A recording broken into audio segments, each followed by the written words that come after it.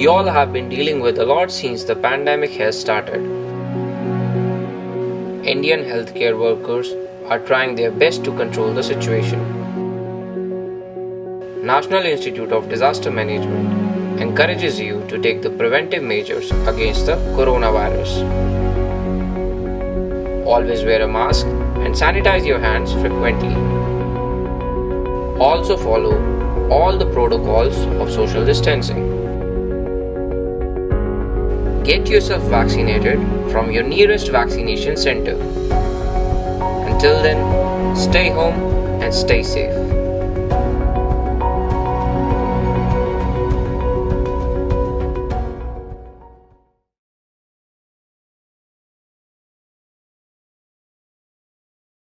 We are here to discuss a very important topic today. And as you know that Himachal Pradesh, Jammu and Kashmir, Uttarakhand, and Northeast India is highly prone to earthquake. And all these areas have some knowledge as well how to protect from earthquakes. So keeping this in mind, we are going to discuss today how to mainstream indigenous construction practices for earthquake safety in Himachal Pradesh.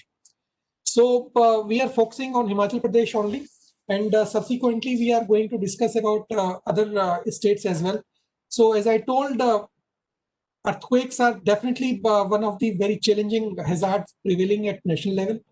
And this is the thing which we have to make ourselves safe against with.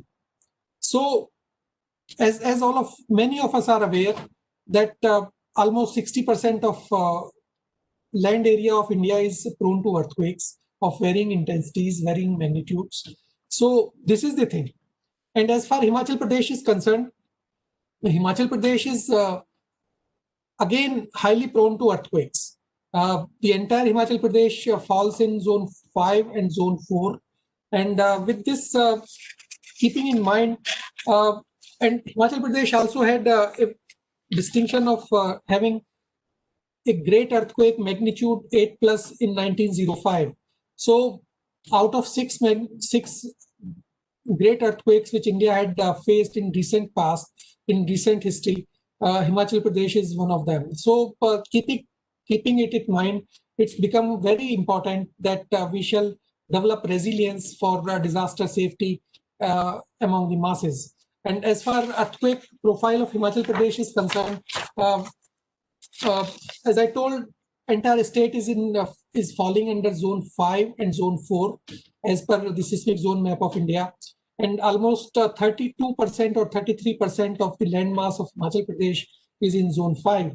And district-wise, if we see Chamba, Hamirpur, Kangra, Kullu, Mandi, Bilaspur, Una are falling under zone 5. As far Mandi is concerned, almost the entire district is in zone 5, 97.4%. Kangla, 98.6% of the land area. Hamirpur, 91%. Then this is the scenario of Himachal Pradesh as far as the zone 5 is concerned. And as far earthquake occurrence is concerned, it's a regular phenomenon. And earthquakes keep on happening on and off in the state. And when earthquake occurs, it creates a lot of misery to the people. So this is the thing which we are going to work. And now question comes when we are living in those hazard-prone areas, how to counter this. And there was a scenario developed by Professor A.S.R. Arya from IIT Roorkee some time back.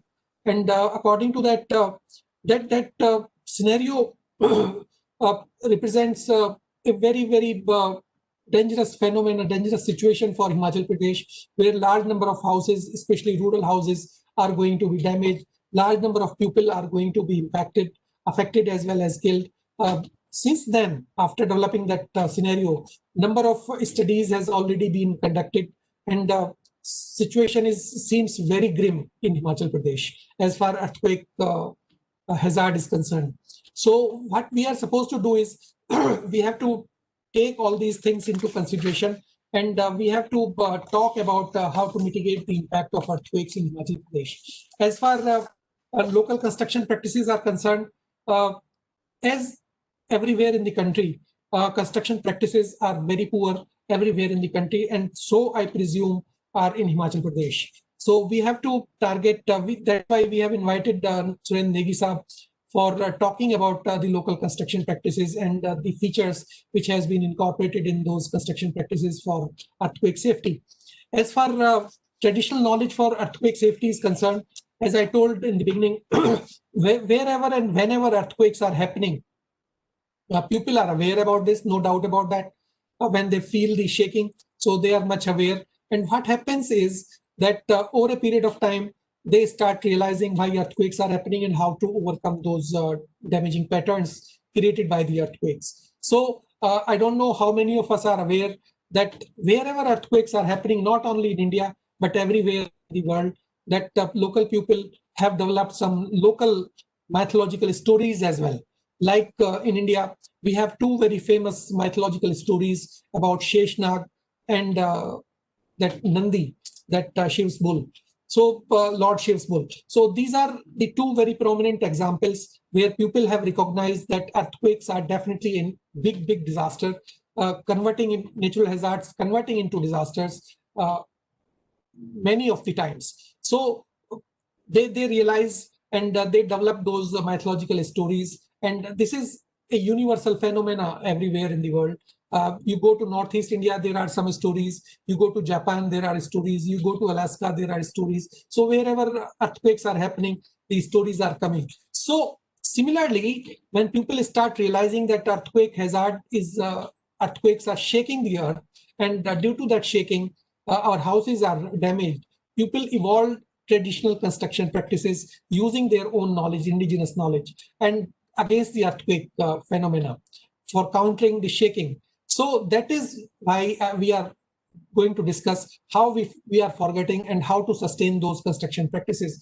Wherever earthquakes are happening, people have realized, you go to Kashmir, you go to Uttarakhand, you go to Himachal Pradesh, you go to Northeast, you go anywhere, you go to Japan, you go to Turkey, you go anywhere, you go to Nepal, where are severe earthquakes are happening, local traditional construction practices are there, which are safeguarding against those impending earthquakes. So a lot of knowledge is already there. What happens over a period of time is that we are going to forget those construction practices, and we are adopting not only the local material, but we are having a lot of fascination for modern material like RCC and construction practices like RCC.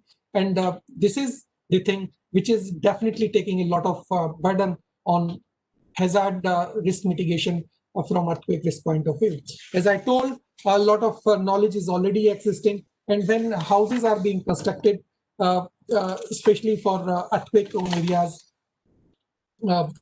what is happening is that with this new modern construction practices, we have very limited knowledge available at local level, and which is not being translated into our construction practices, safe construction practices. And it requires a lot of efforts, a lot of cost in transporting that latest material, that modern material. Then technique is not available how to construct that.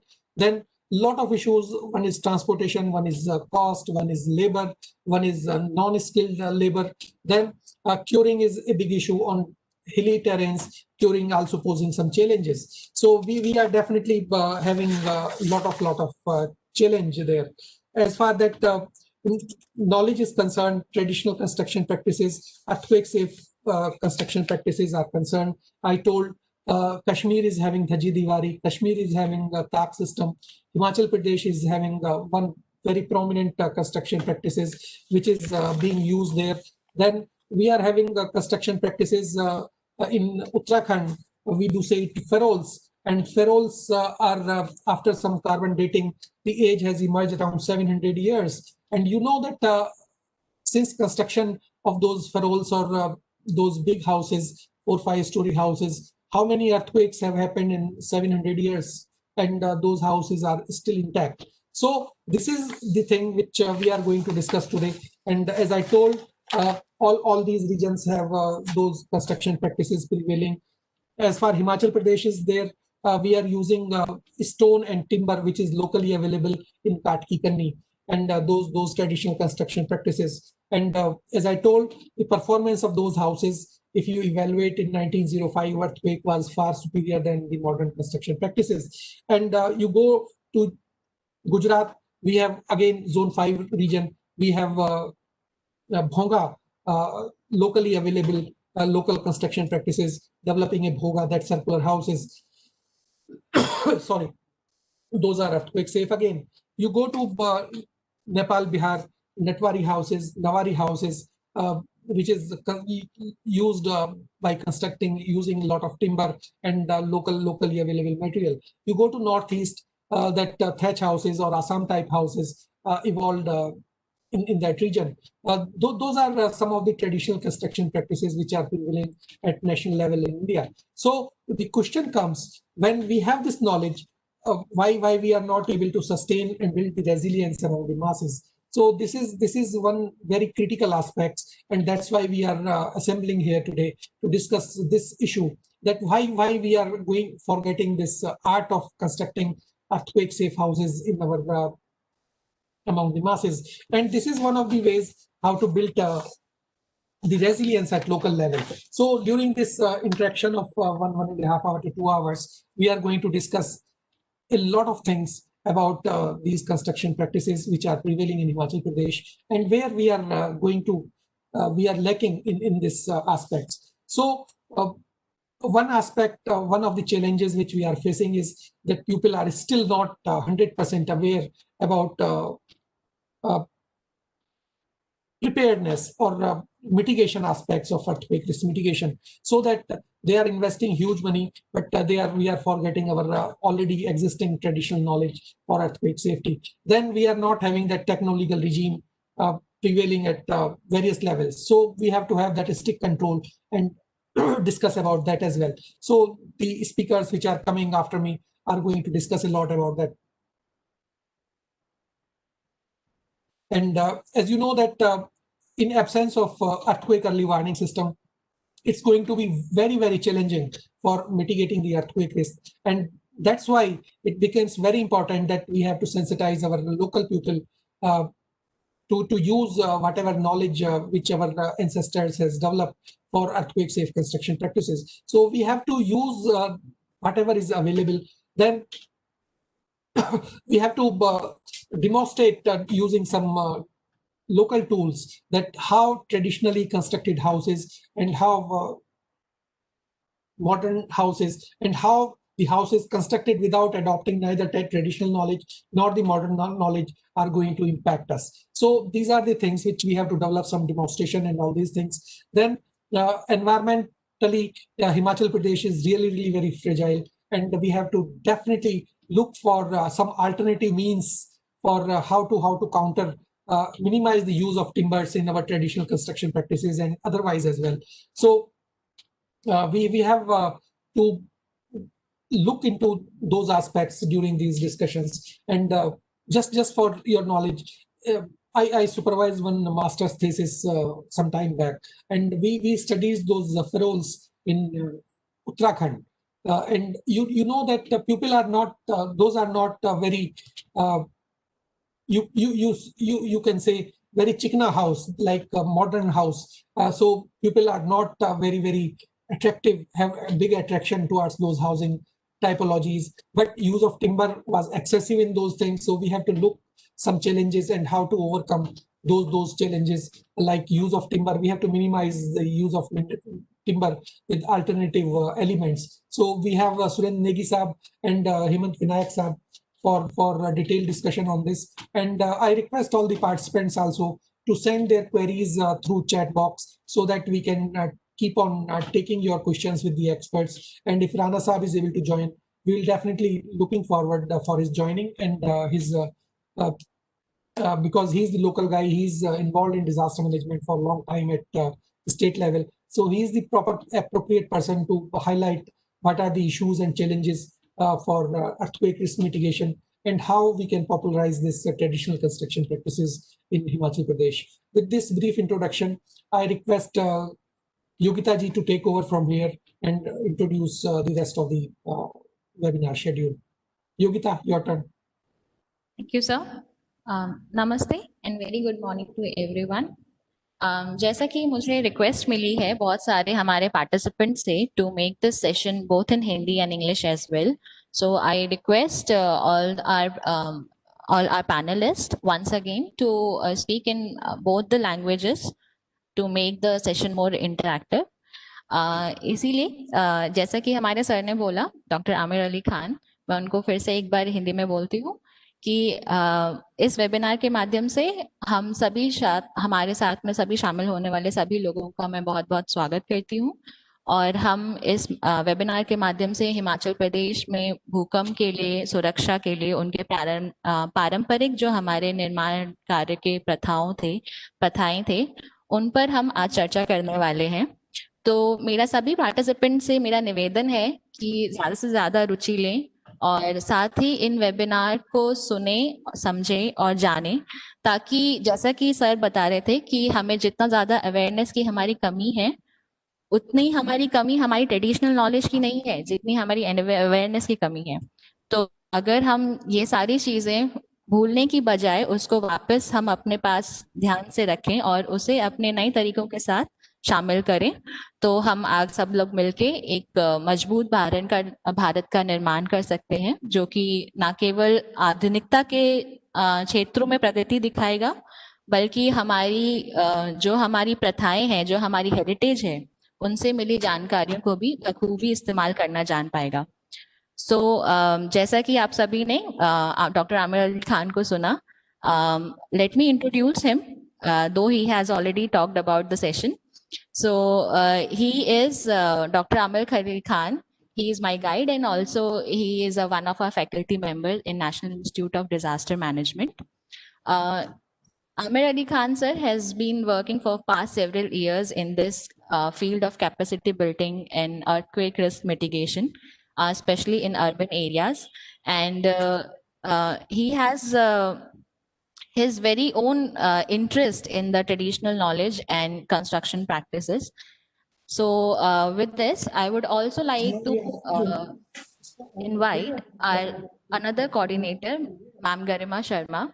She is capacity building. She is working in the capacity building and documentation at HP SDMA. And she has her PhD in education and human development. With this, she has over 10 years of work experience in the development and humanitarian sector as well. So I would like Ma'am Dr. Garima Sharma to take over for this session, and she may introduce all the panelists so before the technical session starts. Ma'am Garima Sharma. Thank you, Ms. Yogita, and thank you, Dr. Amir Ali Khan. It is indeed the privilege of HPSDMA to collaborate with NIDM to organize this webinar on mainstreaming indigenous construction practices for earthquake safety in Himachal Pradesh. Amir sir has actually set a very good context for why there is a need to kind of mainstream our indigenous construction practices and not just focus on the modernity and the current practices, but also to look at the indigenous knowledge, which is very valuable to us. We are further very glad to have with us a set of distinguished panelists who have kindly consented to be a part of this webinar. Our three panelists for this event are, the first is Dr. S.K. Negi, who is the principal scientist at CSIR CBRI Roorkee.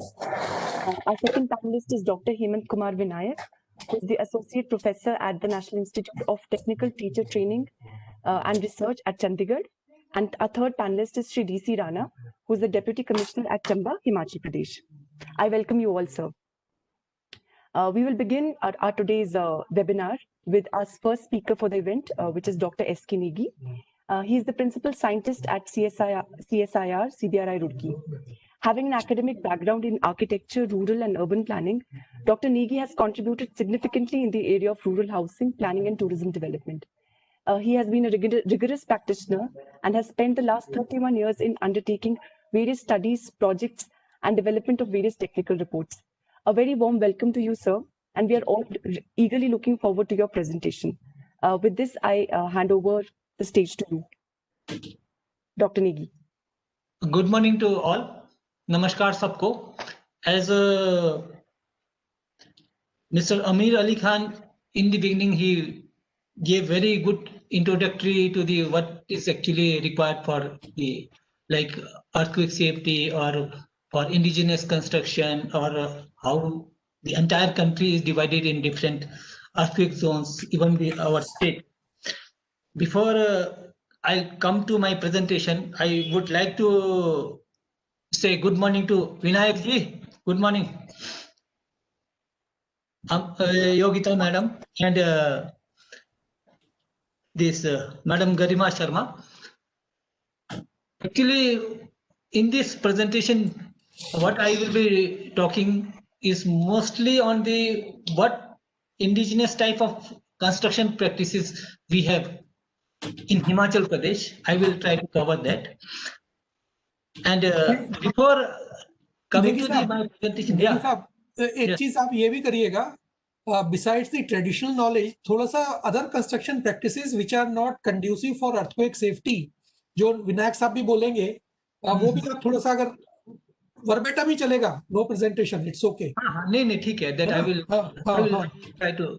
Before actually, these are 2-3 slides. Actually, maybe in the audience they will be listening me for the first time. Actually, I will give a brief introduction of my organization. Actually, CSIR Central Building Research Institute, it is established in 1947 for generating, cultivating, and promoting the building science and technology for the service of nation, with a vision to have a world-class research and knowledge-based center of national importance for providing the innovative solutions in all aspects related to building science and technology.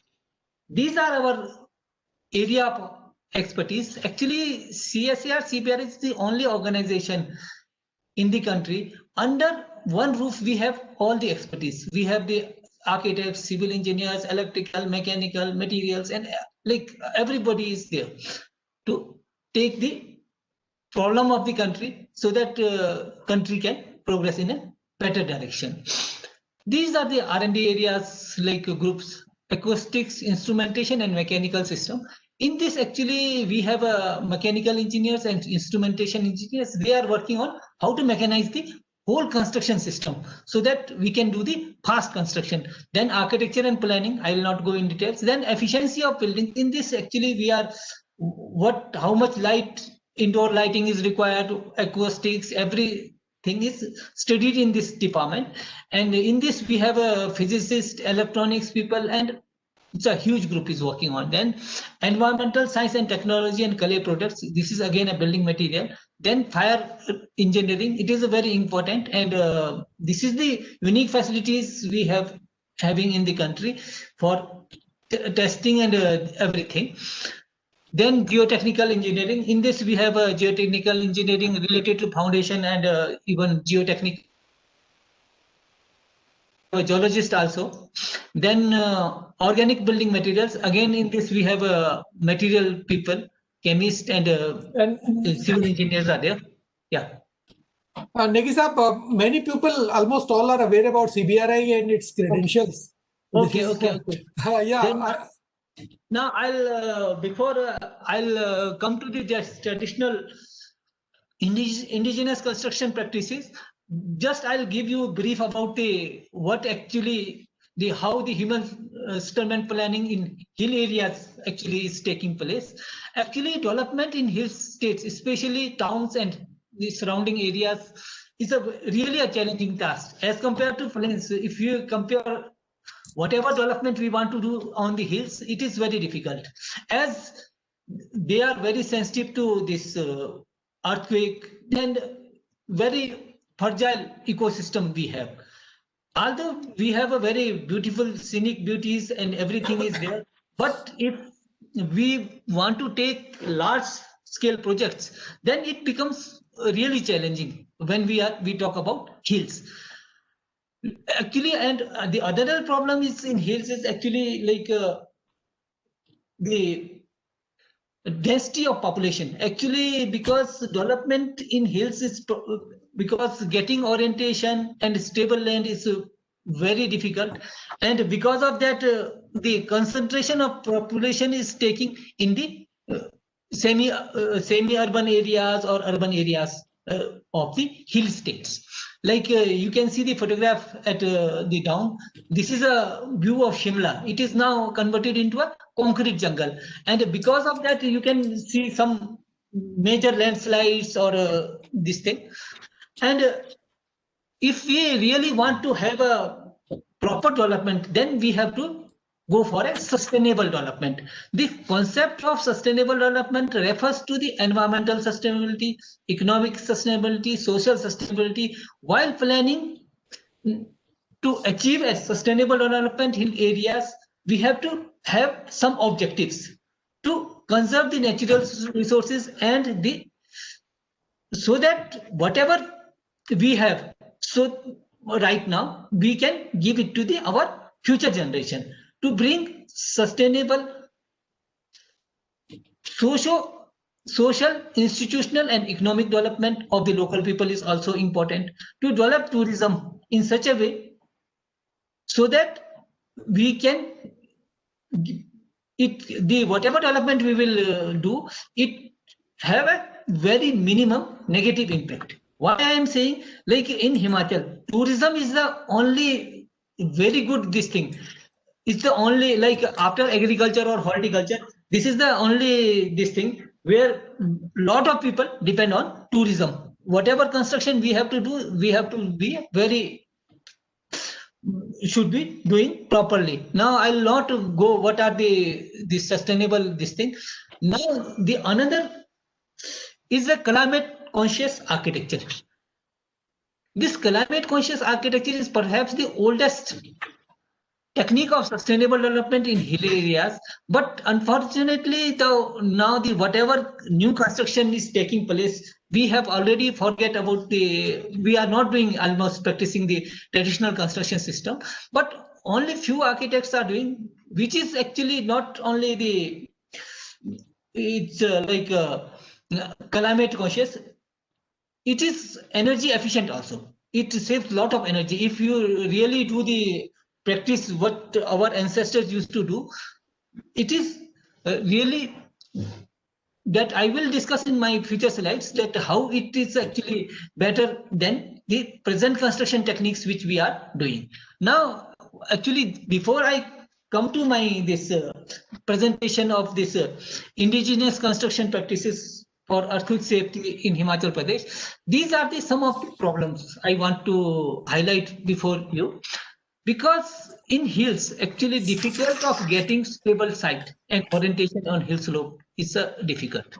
क्योंकि जो भी terrain हमारा है बहुत slopey है, इसलिए हमारे को whatever construction we want to have एकदम हम 45 डिग्री या 60 डिग्री के एंगल पे हम बना नहीं सकते. तो लोग क्या है, कंसंट्रेशन क्या होता है, जो अच्छा लैंड है या अच्छा एरिया है वहां ज्यादा होता है.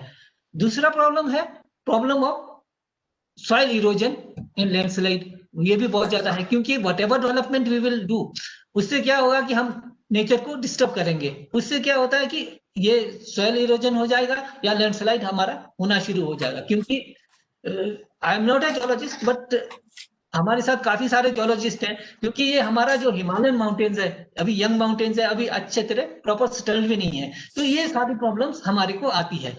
दूसरा, जो traditional construction technologies is affected due to non availability of wood. क्योंकि अब जो पहला पुराना प्रोसेस होता था, टीए वगैरह मिलता था या फॉरेस्ट कटिंग पे बैन नहीं था, अब नाउ उस पे बैन होने की वजह से अब हमारे को जो हम अगर ट्रेडिशनल हम जो पुराना हमारा कंस्ट्रक्शन सिस्टम था, जो कन्वेंशनल या हम इंडिजिनियस हम जिसकी बात कर रहे हैं, तो वो अब इतना आसान नहीं है. क्योंकि कॉस्ट एक्चुअली जब हम वुड यूज करना चाहेंगे तो इट बिकम्स डिफिकल्ट.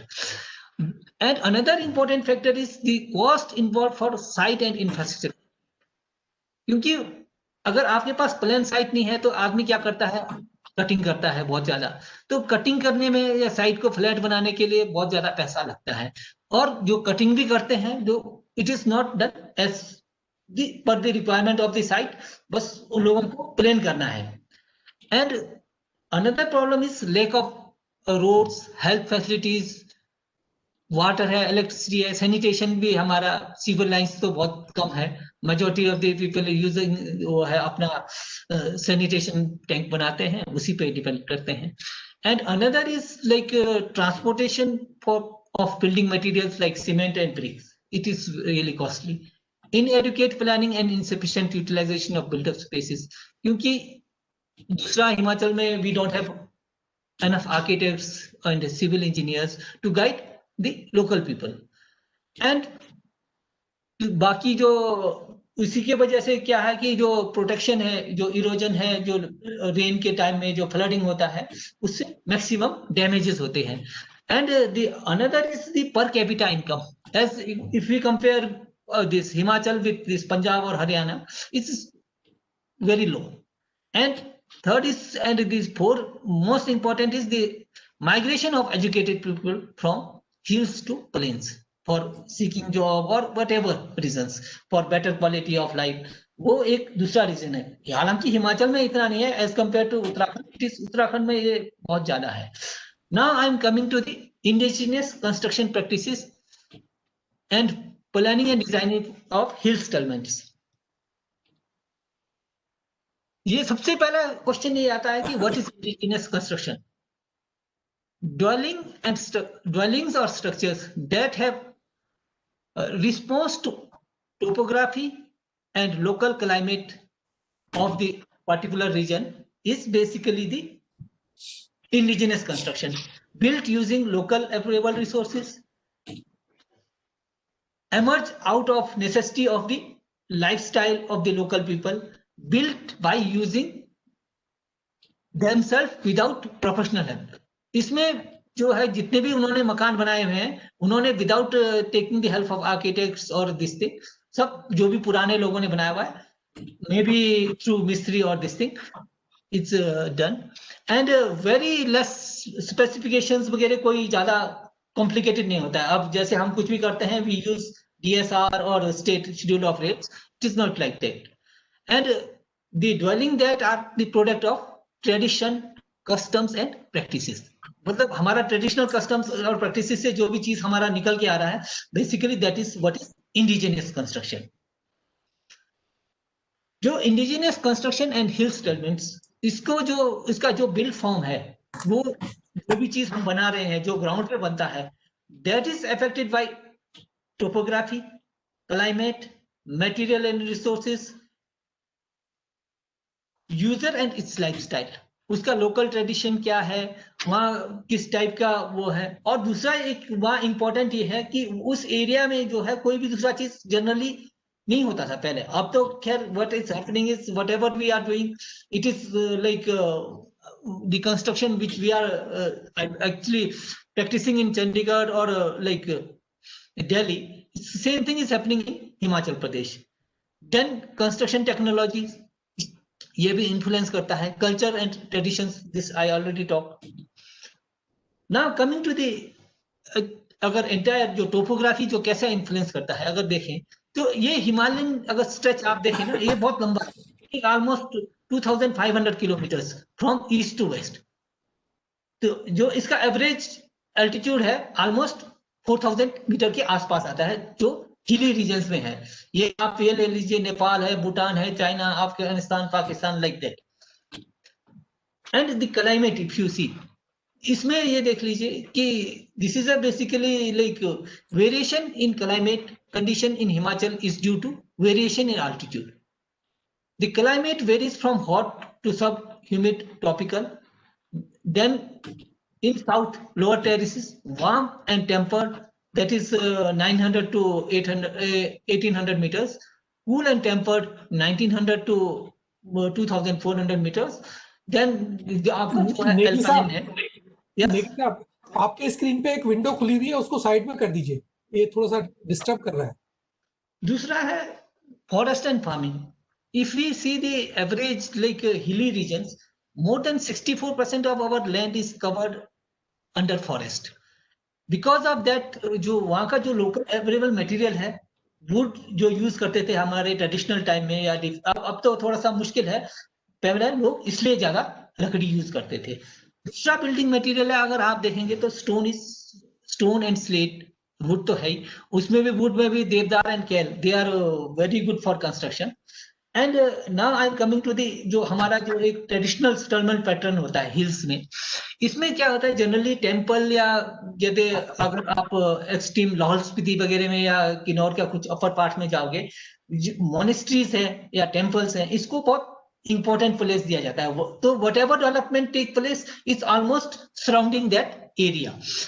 तो उसके आगे क्या होता है, दे प्लेस बिग ग्राउंड जिसमें वो सोशल गैदरिंग्स होता है, ये सारी चीजें एक कम्युनिटी या एक जो ट्रेडिशनल हमारा इंडिजिनियस कंस्ट्रक्शन प्रैक्टिसेस को इन सारी चीजों से इन्फ्लुएंस होता था। जैसे हमारा टेम्पल है या कोई भी चीज है, उसकी जो आर्किटेक्चर है या उसको जो बेटर, क्योंकि वो हमेशा जो होता था उसमें क्योंकि लोगों का पैसा लगता था, तो they get a better craftsman and this thing, तो बेटर क्वालिटी कंस्ट्रक्शन होता था।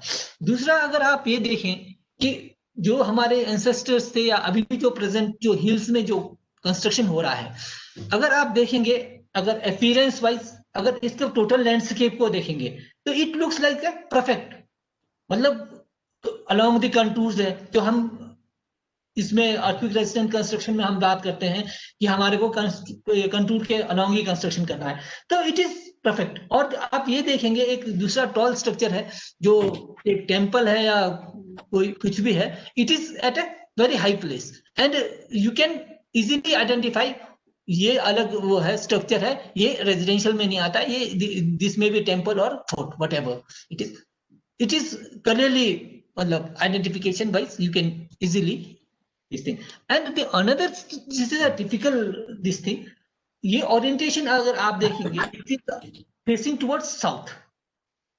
जब वो पुराने जमाने में भी लोग इतने मतलब ये थे कि आज हम सारे साइंटिफिकली सारे कैलकुलेशंस करके बताते हैं कि ये है साउथ फेसिंग या साउथ ईस्ट फेसिंग या वेस्ट फेसिंग जो है हिमाचल में कंस्ट्रक्शन होना चाहिए, तो वो मैक्सिमम डेवलपमेंट उस टाइप उस वो फेस करते हो देखेंगे। इसमें कई सारे हैं कि जो अनवांटेड है, मतलब अगर आप जो पुराने बिल्डिंग्स हैं वो देखेंगे, वो तो सारे ट्रेडिशनल कंस्ट्रक्शन में बने हुए हैं। अब you can see new construction in RCC columns brick, it is in Kinnaur, actually ये कामरू विलेज है। इसमें अगर आप देखेंगे तो there are few buildings you can see जो अब आरसीसी कंस्ट्रक्शन में लोग कन्वर्ट कर रहे हैं without knowing the exact what will be the positive or negative factors of doing this, but they are doing it. This is another beautiful photograph you can see. इसमें भी ये लगता है कि जो concentration है एक proper जगह है और whatever development is taking place, it is all along the contours and they are taking the maximum advantage of natural profile of the land, which is very important. जो अब हम नहीं करते हैं, हम क्या करते हैं बड़ा सा कंस्ट्रक्शन कर देते हैं, वो नेचुरल ग्राउंड का जो प्रोफाइल है या लैंड का प्रोफाइल है उसको नहीं देखते हैं। वी ट्राई टू प्लेन बना देते हैं, बड़े बड़े रिटेनिंग वॉल्स, आरसीसी के रिटेनिंग वॉल्स बना देंगे, उसके ऊपर स्ट्रक्चर बना देंगे, तो after some times what will happen, क्योंकि नेचर को वो चीजें वो नहीं है, मतलब it is against the nature, तो उसमें क्या होता है कि मेजर हो जाता है, क्रैक्स आ जाते हैं या स्टलमेंट्स प्रॉब्लम हो जाता है, कोई लैंडस्लाइड होता है या क्लाउड बर्स्ट वगैरह जो होता है, तो ये सारी चीजें हो रहा है। Now coming to the construction techniques जो हिमाचल में जो हम यूज करते हैं, particularly I am talking about the houses. ये 4 टाइप के कंस्ट्रक्शन टेक्निक्स है पूरे हिमाचल में यूज होता है। पहला है ये कातिकना कंस्ट्रक्शन है, इसमें जो है combination of would and stone, that आप आगे बात करूंगा। देन दज्जी दीवार कंस्ट्रक्शन है, ये कम है इतना ज्यादा as compare to like JNK।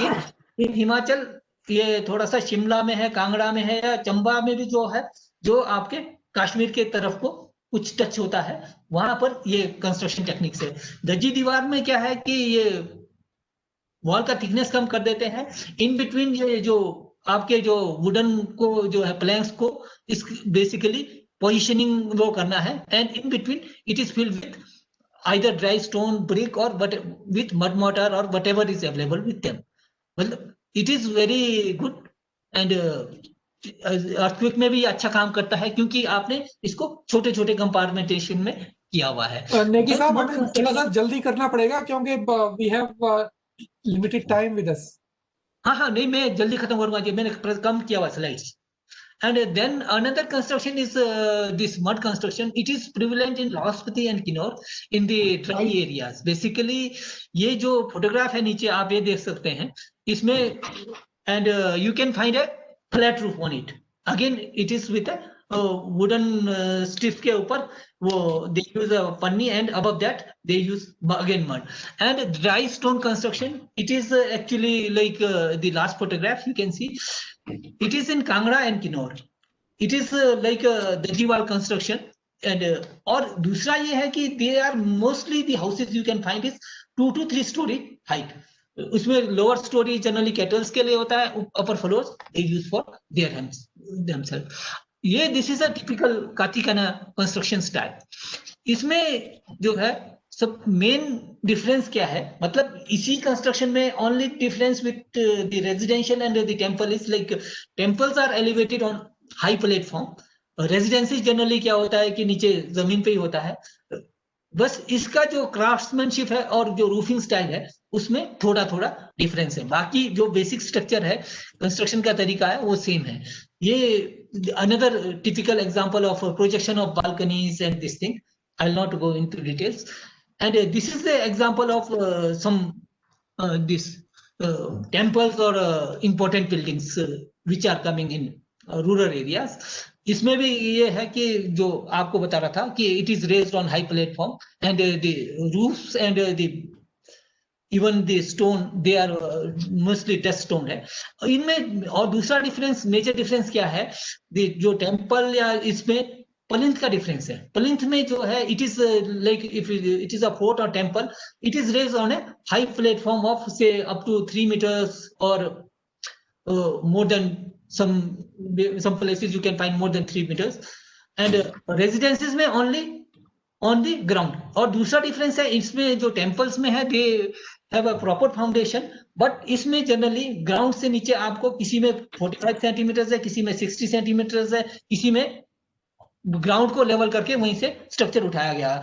But ये इसमें जो है जो वुडन जो लॉग्स एंड स्टोन का जो वो है टाई अप किया हुआ एक दूसरे को, उसका जो डिटेलिंग है, कंस्ट्रक्शन डिटेलिंग है, because of that it is working very good in earthquake. This is a typical detail you can C of the walls. This is actually the wall courses, वो है अल्टरनेट कोर्सेज में कैसे stone और वो जाता है. और इसमें एक्चुअली द मेन इंपॉर्टेंट की factor is like this wooden nails which gives the liberty to structure in case of this earthquake. पूरा मूव करने के लिए उसको लिबर्टी देता है, और जब अर्थक्वेक खत्म हो जाता है तो उसी पोजीशन में आ जाता है. दूसरा ये जो है connection between this actually the wooden logs which are going horizontally from one wall to another wall, ये इसको जो ज्वाइन करने के लिए जो मुसाबी ये यूज किया हुआ है, again this is a wooden this thing, and this is again giving liberty to move the earthquake forces, and after earthquake it again comes into a proper this thing. And another important factor is like this cornerstone actually it protects the joints from weathering effects, like this water will not penetrate on the joints. तो इसलिए ये बहुत important है, corner stone वगैरह ये detailing का part है. तो whatever detailing they have done is it is perfect. And in between this, you can see this wooden logs. It is the dry stone. Again, you can see. And this is the musabi, you can see in the detail form. And this gives liberty to move the these wooden logs. This is the detailing. And since actually majority of the walls actually they are constructing in stone masonry, so 60 centimetre से कम तो हो नहीं सकता, maximum 45 centimetre हो सकता है. तो इसमें क्या है कि they have very judicially use their the spaces for cupboards and in between. ये आप देख सकते हैं इंटीरियर में, इनिशियली ये ड्यूरिंग कंस्ट्रक्शन है, ये कंप्लीट करने के बाद है ये मकान. And another important this thing is like जो 80% जो लोग हैं वो हिमाचल में दे आर एग्रीकल्चर या उस पे हैं, तो ये जो भी मकान या जो भी ट्रेडिशनल उनका कंस्ट्रक्शन है वो उनके रिक्वायरमेंट के हिसाब से उन्होंने किया हुआ है. ये इसको भी ज्यादा जाऊंगा नहीं मैं, ये देन ये land of gods. Now coming to the these are the parameters. So हमने actually what we did actually we had I got an opportunity to study some almost the entire this Himalayan region from northeast to our this JNK। तो उसमें हमने क्या study करके देखा कि मतलब अगर देखा जाए ना, एंटायर रीजन में जो कंस्ट्रक्शन प्रैक्टिस है वो ऑलमोस्ट मिलता जुलता है, और जो लोग वहाँ के इतने वाइज हैं, जो मटेरियल इजीली अवेलेबल हो सकता है, और जो वहाँ के कस्टम्स के हिसाब से या ट्रेडिशन के हिसाब से, क्लाइमेटिक रिक्वायरमेंट के हिसाब से सारी चीजें बनी हुई है। तो ये हमारे जो स्टडी किया था उसके ऊपर से कुछ हमने फाइंडिंग्स निकाले थे। पहला है सोशो कल्चर जो एस्पेक्ट है वो सबसे इंपॉर्टेंट है वहां के लोगों के लिए, क्योंकि whatever structure it is coming, like whatever buildings they are making, वो उस चीज को बहुत ज्यादा प्रोमिनेंटली दिखाता है।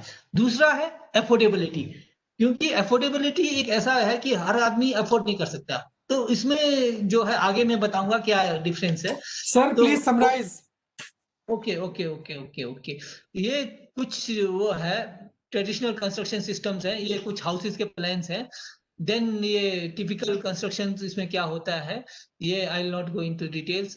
तो ये एक वो मटेरियल्स एंड अगर इंटीरियर्स पूरे हिमाचल को देखें, इसको अपर और लोअर हिमालय में अगर मैं बांट दूं, तो सारा जो कंस्ट्रक्शन प्रैक्टिसेस है वो सब जगह वुड और स्टोन ही यूज होता था। ये है तो कुछ ये टिपिकल बिल्डिंग्स का स्टडी किया था, ये आई will not go into details. ये कतिकाना स्टाइल का है, ये आपका जो टिपिकल मड और स्टोन का कंस्ट्रक्शन की जिसकी बात कर रहा था। अब जो प्रेजेंट कंस्ट्रक्शन प्रैक्टिसेस में हम उस चीज को भूल के हम इन चीजों पे जा रहे हैं without taking the advice of like civil engineer और आर्किटेक्ट्स। तो ये जो चीजें हैं आने वाले टाइम के लिए हमारे लिए बहुत डेंजरस है। ये एक टिपिकल रूरल हाउस है, तो इसको भी ये है, इसका भी मैं नहीं जाऊंगा ना। हमारे को स्ट्रेटजीज पे आता हूं मैं डायरेक्टली, ज्यादा डिटेल में नहीं जाता, क्योंकि एक तो जो अगर आप देखें जो पुराना कंस्ट्रक्शन होता था हिमाचल में, तो जो भी हम बिल्डिंग शेप या प्लान लेते थे तो वो हमारे लिए मतलब बहुत इंपॉर्टेंट होता था, सिंपल बनाते थे वो। अगर आप जो आज के डेट में हम बिल्डिंग कोर्स में बात करते हैं, एक्स एक्सिस वाइज या वाई एक्सिस में कितना होना चाहिए, एलिवेशन में कैसे होना चाहिए, वो सिंपल और परफेक्ट वो करते थे। और दूसरा हमारे को जो इंपॉर्टेंट है, अगर कंस्ट्रक्शन हम मड मोर्टार में कर रहे हैं तो हमारे को ये स्ट्रिक्टली ये करना पड़ेगा कि एक स्टोरी से ऊपर हमारे को बिल्डिंग्स नहीं बननी चाहिए। अगर कोई उसमें इंजीनियर्स का इंटरवेंशन है या इंजीनियरिंग के थ्रू हो रहा है तो हमारे को हम उसको एक स्टोरी और बढ़ा सकते हैं। तो इन सारी चीजों पे मैं ज्यादा नहीं जाऊंगा। Symmetrical plan both in elevation and sections मैंने बोला। ओपनिंग्स जो है बहुत इंपॉर्टेंट रहती है, तो वो जो डोर ओपनिंग्स हैं वो हम कोडल प्रोविजंस के हिसाब से करें तो सारा ठीक रहेगा, क्योंकि ह्यूमन सेफ्टी हमारे लिए सबसे ज्यादा इंपॉर्टेंट है ना। तो ये सारी चीजें एक्चुअली मैं प्रेजेंटेशन शेयर करूंगा क्योंकि टाइम हमारे पास कम है। तो ये सारी चीजें क्योंकि विनायक जी भी कवर करेंगे, क्योंकि अर्थक्वेक में इस बिल्डिंग का शेप क्या होना चाहिए, ये क्या होना चाहिए, तो ये थोड़ा सा कुछ अर्थक्वेक बैंड्स क्या होना चाहिए हिल्स के हिसाब से ये किया था मैंने। और कुछ ये पोजिशनिंग ऑफ बिल्डिंग्स का था कि कितना रिटेनिंग वॉल से कितना छोड़ना चाहिए, कितना होना चाहिए, क्योंकि कुछ एग्जाम्पल्स आपको दिखा रहा हूँ बिल्कुल रिटेनिंग वॉल वहीं बनाते हैं, वहीं से साथ ऊपर कंस्ट्रक्शन शुरू कर जाता है, विच इज नॉट प्रॉपर। और जैसे अगर अब क्योंकि वुड तो आपको मिल नहीं रहा है तो थ्रू स्टोन्स वगैरह ये भी कोर्स में अवेलेबल है कैसा करना चाहिए। और जहां पर आप मोटा अगर वुडन लॉक्स यूज नहीं कर सकते हैं तो थोड़े पतले स्ट्रिप्स लगा के भी आप यूज कर सकते हैं या रिइंफोर्समेंट ऐड करके कर सकते हैं। दूसरा प्रॉब्लम है ये जो ज्वाइनिंग डिटेल्स है और रूफ के जो रूफ और जो वॉल का है वो हमारे को सबसे ज्यादा इंपॉर्टेंट है, क्योंकि अर्थक्वेक ही नहीं विंड भी हमारे यहाँ काफी प्रॉब्लम करता है। उस केस में अगर आपके जॉइंट्स प्रॉपर नहीं है तो सारे उड़ जाते हैं। तो these are some another like this is a photograph, इसमें कोई वो नहीं है हॉरिजॉन्टल जॉइंट्स या वर्टिकल जॉइंट्स नहीं है। तो मिनिमम मतलब हमारे को कोड्स के हिसाब से ये इस टाइप की डिटेलिंग का हमारे को करना पड़ेगा, अदरवाइज हमारा जो है अगर अभी हमारे खान साहब ने कहा था कि मतलब हमारे को 1905 का अर्थक्वेक, तो अगर ये अर्थक्वेक हमारे को अगर दोबारा रिपीट होता है तो जिस टाइप का हम कंस्ट्रक्शन कर रहे हैं वो मेरे को डाउटफुल है कि हम जो तब जो पुराने 2005 में तो इतने लोग सर्वाइव कर गए थे, अब सर्वाइव करेंगे या नहीं ये कहना मुश्किल है, थोड़ा सा ये कुछ डिटेलिंग मैंने किया था उसके लिए। तो now coming to the conclusions, actually हमारे को व्हाटएवर अप्रोच हमारे को करना है तो साइंटिफिक अप्रोच के हिसाब से हमारे को काम करना चाहिए, क्योंकि अब कोर्स या नेशनल बिल्डिंग कोर्स में काफी कुछ अवेलेबल है, और आपके जो एज पर बिल्डिंग बायलॉज हैं स्टेट गवर्नमेंट्स के, उसको भी हमारे को कंस्ट्रक्शन करने से पहले उसको भी थोड़ा सा प्रॉपर पढ़ के और प्रॉपरली फॉलो करें। तो ये सारी चीजें हैं। फिर स्पेस यूटिलाइजेशन है, एनर्जी एफिशिएंट होना चाहिए, orientation and build forms and material and architecture design और जो स्ट्रक्चर डिजाइन होते हैं, तो वो सारी चीजें इंपॉर्टेंट रहती है, क्या कैसे करना है, तो वो इंपॉर्टेंट है, करना पड़ेगा हमारे को। उसके अलावा हमारे को स्किल डेवलपमेंट और ओरिएंटेशन प्रोग्राम्स हमारे को स्टेट लेवल पे या अगर डिस्ट्रिक्ट लेवल पे हमारे को करना चाहिए, या गवर्नमेंट ऑफ हिमाचल को करना चाहिए, सो दैट एक्चुअली एक अवेयरनेस क्रिएट करना सबसे ज्यादा इंपॉर्टेंट है। क्योंकि और दूसरा मेरा सबमिशन है, जितने आर्किटेक्ट्स और जो सिविल इंजीनियर्स हैं या जो प्रैक्टिशनर्स हैं, डिप्लोमा होल्डर्स हैं, नेशनल बिल्डिंग और जो स्टेट की जो बिल्डिंग बायलॉज है या उस रीजन के बायलॉज है, उसको थॉरोली पढ़े, क्योंकि उसमें काफी कुछ दिया हुआ है। तो इन्हीं शब्दों के साथ मैं I conclude my this talk. Hello. हाँ, thank you so much, Negi साहब, a wonderful presentation. Considering we may organize another webinar with the detailed discussion with you, only one single participant, or we may increase the time limits in our next one. Definitely nice pictures, nice presentation, and as you already mentioned, please share the copy so that we can use in our report as well. Sir thank you so much doctor Negi, आपकी presentation बहुत insightful थी और हमने काफी कुछ सीखा। Our second panelist for the event is Dr. Hemant Kumar Vinayak. Dr. Vinayak has done his PhD from the Department of Earthquake Engineering, IIT Roorkee. He's indeed a specialist, for he really has a fine art of balancing theory with practice. He has over 13 years of teaching experience and around 3.5 years of industrial experience. He has been instrumental in guiding 3 PhD studies and 17 MTech theses. He has handled various technical projects for Himachal Pradesh State Disaster Management Authority, NC Shimla, Rural Development Department of Himachal Pradesh, and Sarva Shiksha Abhiyan Himachal Pradesh. He has accomplished more than 50 consultancy projects and has also a vast repertoire of academic publications. We formally welcome you, sir, and we are looking forward to gain from your vast experiences. Over to you, Dr. Vinayak. Now, the topic that has been given to me is building earthquake resilience through indigenous construction practice in Himachal Pradesh. So, I'll be basically focusing mostly on this particular aspect of since I'll be going through the website and web pages as well, so I'll not go for the slideshow. Now, these particular cartoony construction, Dhaji Devari and Thatra style is what Dr. Negi has already talked about. And since I'm going to talk about, like, we have to include this particular aspect in mainstreaming indigenous construction practice. So I'll talk about the various aspects, the issues that are associated with it. Basically one of the construction that we जो हम लोग basically Himachal में construction देखते हैं वो है मिट्टी के घर बने होते हैं, धज्जी दीवारी है। ज़्यादातर कुछ कंस्ट्रक्शन आपको देखने को मिलेंगे जो पुराने अंग्रेजों के ज़माने में बना करते थे, धज्जी दीवारी, लेकिन आपको जम्मू कश्मीर में ये बहुत मिलेगा। और ये कुछ कॉम्बिनेशन है। 2011 में जब सीस्मिक वल्नरेबिलिटी टिपोलॉजी की स्टडी एनडीएमए ने दिया था, तो हिमाचल प्रदेश के बेसिकली 2 एरिया, डलहौजी और चंबा की साइड एंड शिमला की साइड, बेसिकली आगे रामपुर जा करके सारे ये फोटोग्राफ वहाँ के। एंड दिस थाटरा स्टाइल ये आपको भरमौर में देखने को मिलेगा।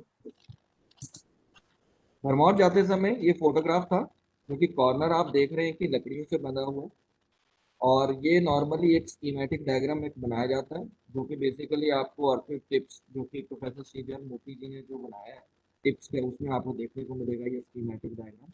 और ये भुज की फोटोग्राफ है कि कॉर्नर टूटा हुआ है। भरमौर में एक और कंस्ट्रक्शन है जहाँ की बेसिकली आपका ये कॉर्नर बंधा हुआ है। नाउ यहाँ से आपको देखने को मिलता है कि एक आपके पास पहले है क्या, जो कि आप टॉप राइट में देख रहे हैं। आप ये देखते हैं कि हम कहना क्या चाहते हैं कि कॉर्नर को बांध के रखें, और यदि आप वो नहीं बांधते हैं तो आपको ये नतीजा भुज का मिल सकता है। और दुर्भाग्य की बात है कि ऐसे कई कंस्ट्रक्शन हैं हिमाचल में जहाँ की कॉर्नर बंधे हुए नहीं हैं, भूकंप आएगा तो वो नतीजे झेलेंगे भूकंप। जहां तक मड कंस्ट्रक्शन की बात है, ये कुछ पुरानी स्लाइड्स में से ये जो आपको जो भी ये फिगर्स दिखाई दे रहे हैं कि भाई L <10T, L <64T²/H, ये जितने भी आपको ये वैल्यूज दिखाई दे रहे हैं, ये सारे के सारे हमारे किताबों के अंदर में आपको मिलेंगे। और ये जो पुराने लोग, पुरानी जो पीढ़ी थी, उन्होंने भूकंप के आधार पे बेसिकली ये सारा कुछ निकाला था कि आखिर हम किस तरह की कंस्ट्रक्शन करें कि वो घर टूटे। इसीलिए आपको पुराने जितने भी घर मिट्टी के मिलेंगे या पत्थर के मिलते थे, जैसा निधि जी ने ऑलरेडी बताया कि 2 फीट का, लेकिन आपको कम से कम 1 फीट का तो जरूर मिलेगा। और इसीलिए आपको वो जितने भी पुराने घर हुआ करते थे उसकी हाइट 8 फीट होती थी। ये प्लेन्स के अंदर में जहाँ हमें पंखे लगाने पड़ते हैं तो हम उसकी हाइट कम से कम 9.5 या 10 फुट तो रख ही देते हैं। उसके बाद जब आप लंबाई की बात करते हैं तो लेंथ जो है वो कम से कम 10 टी यानी कि 10 फुट से कम होना चाहिए। इस तरह की बातें बेसिकली आपको इन्हीं मिट्टी के घरों में देखने को मिल जाती है। लेकिन अफसोस की बात थोड़ा सा ये हो जाता है कि जब ये मिट्टी के घर पहले बनाए गए थे तो अब आप ये वाली फोटोग्राफ में आप देख रहे हैं कि यहाँ पर क्या हुआ है कि ये ईंट का कॉलम खड़ा कर दिया गया है। ये अभी हुआ क्या है कि पुराने जमाने का कंस्ट्रक्शन था जो कि काफी हद तक सही था। हमने कंस्ट्रक्शन की पद्धति को थोड़ा नजरअंदाज किया। मैं तो बहुत बड़े बोलता हूँ कि हर एक को किसी को कि जब तो हम कभी बाजार में कोई कपड़ा खरीदने के लिए जाते हैं जो कि सिर्फ 500 रुपए की चीज होती है, उसके लिए तो हम ना जाने कितना वक्त लगा देते हैं। लेकिन जब हमें कोई घर बनाना होता है जो कि हमारा 5 लाख लगता है, उसमें 10 लाख लगता है, तो वो हम मिस्त्री के सहारे छोड़ देते हैं कि भाई हमें नहीं पता, तुम ये बताओ बस सीमेंट लेकर के आना है, बजरी लेके आनी है, और हम कंस्ट्रक्शन कर देते हैं। हम इसके ऊपर कतई नहीं जाते कि आखिर में वो कंस्ट्रक्शन होगी कैसे होगी। और इसीलिए जो आपको ये सामने ईंट वाला खंभा दिखाई दे रहा है, ये भूकंप के अंदर में बिल्कुल नहीं टिकेगा। ये उसी समय गिरेगा और उसी समय आपकी छत नीचे आ जाएगी। इसी तरह से मड कंस्ट्रक्शन में और भी हमारे पास जो बेयरिंग लेंथ होनी चाहिए लिंटर की वो तकरीबन 1 फुट होनी चाहिए। लेकिन हम करते क्या है कि थोड़ी सी कंजूसी कर दी कि भाई चलो इधर से लकड़ी बिछा ली और हम मुश्किल से वो 6 इंच या 4 इंच ही छोड़ते हैं। भूकंप के दौरान ऐसी जो भी बिल्डिंगें होंगी उनके अंदर में ये सबसे पहले ये लिंटर वाला हिस्सा गिरेगा और उसके बाद में ये छत, दीवारों में दरारें और उसके बाद छत नीचे आएगी। तो ये कई सारी जो मैं आपको वैल्यू दिखा रहा हूँ, ये शायद इस वाले प्रेजेंटेशन में तो हम तो ये चीजें देखेंगे कि आखिर में सोसाइटी या समाज में बदलाव कहाँ पर आ गया कि एक हमने थोड़ा सा सामान बचाने की कोशिश की लेकिन ये नहीं सोचा कि आखिर में उसके परिणाम काफी खतरनाक हो सकते हैं आगे चलकर। और इस तरह से ही पूरे हिमाचल में एक के बाद एक चीज कॉपी होती जा रही है। ये पूरा का पूरा फोटोग्राफ, ये good features of earthquake resistant construction. यदि आप कोई टिपिकल इंडिजिनस कंस्ट्रक्शन की बात करते हैं तो low wall maximum 8 times the thickness, shell doors and windows opening location, इस तरह की बातें, ये सारे कुछ आपको कई सारे यदि आप किसी भी सिविल की किताब में देखेंगे जहाँ की क्योंकि मड कंस्ट्रक्शन से जुड़ी हुई है तो आपको वो सारी चीजें देखने को मिल जाएगा। बशर्ते जो ओनर है जिसने उसको बनाना है वो बेसिकली उस अपने कंस्ट्रक्शन के दौरान घुसे यदि वो इंडिजिनस में चाहता है। लेकिन दिक्कत कहाँ पर आ गई है? दिक्कत है acceptability of design of indigenous construction practice and society as associated with issues in present context.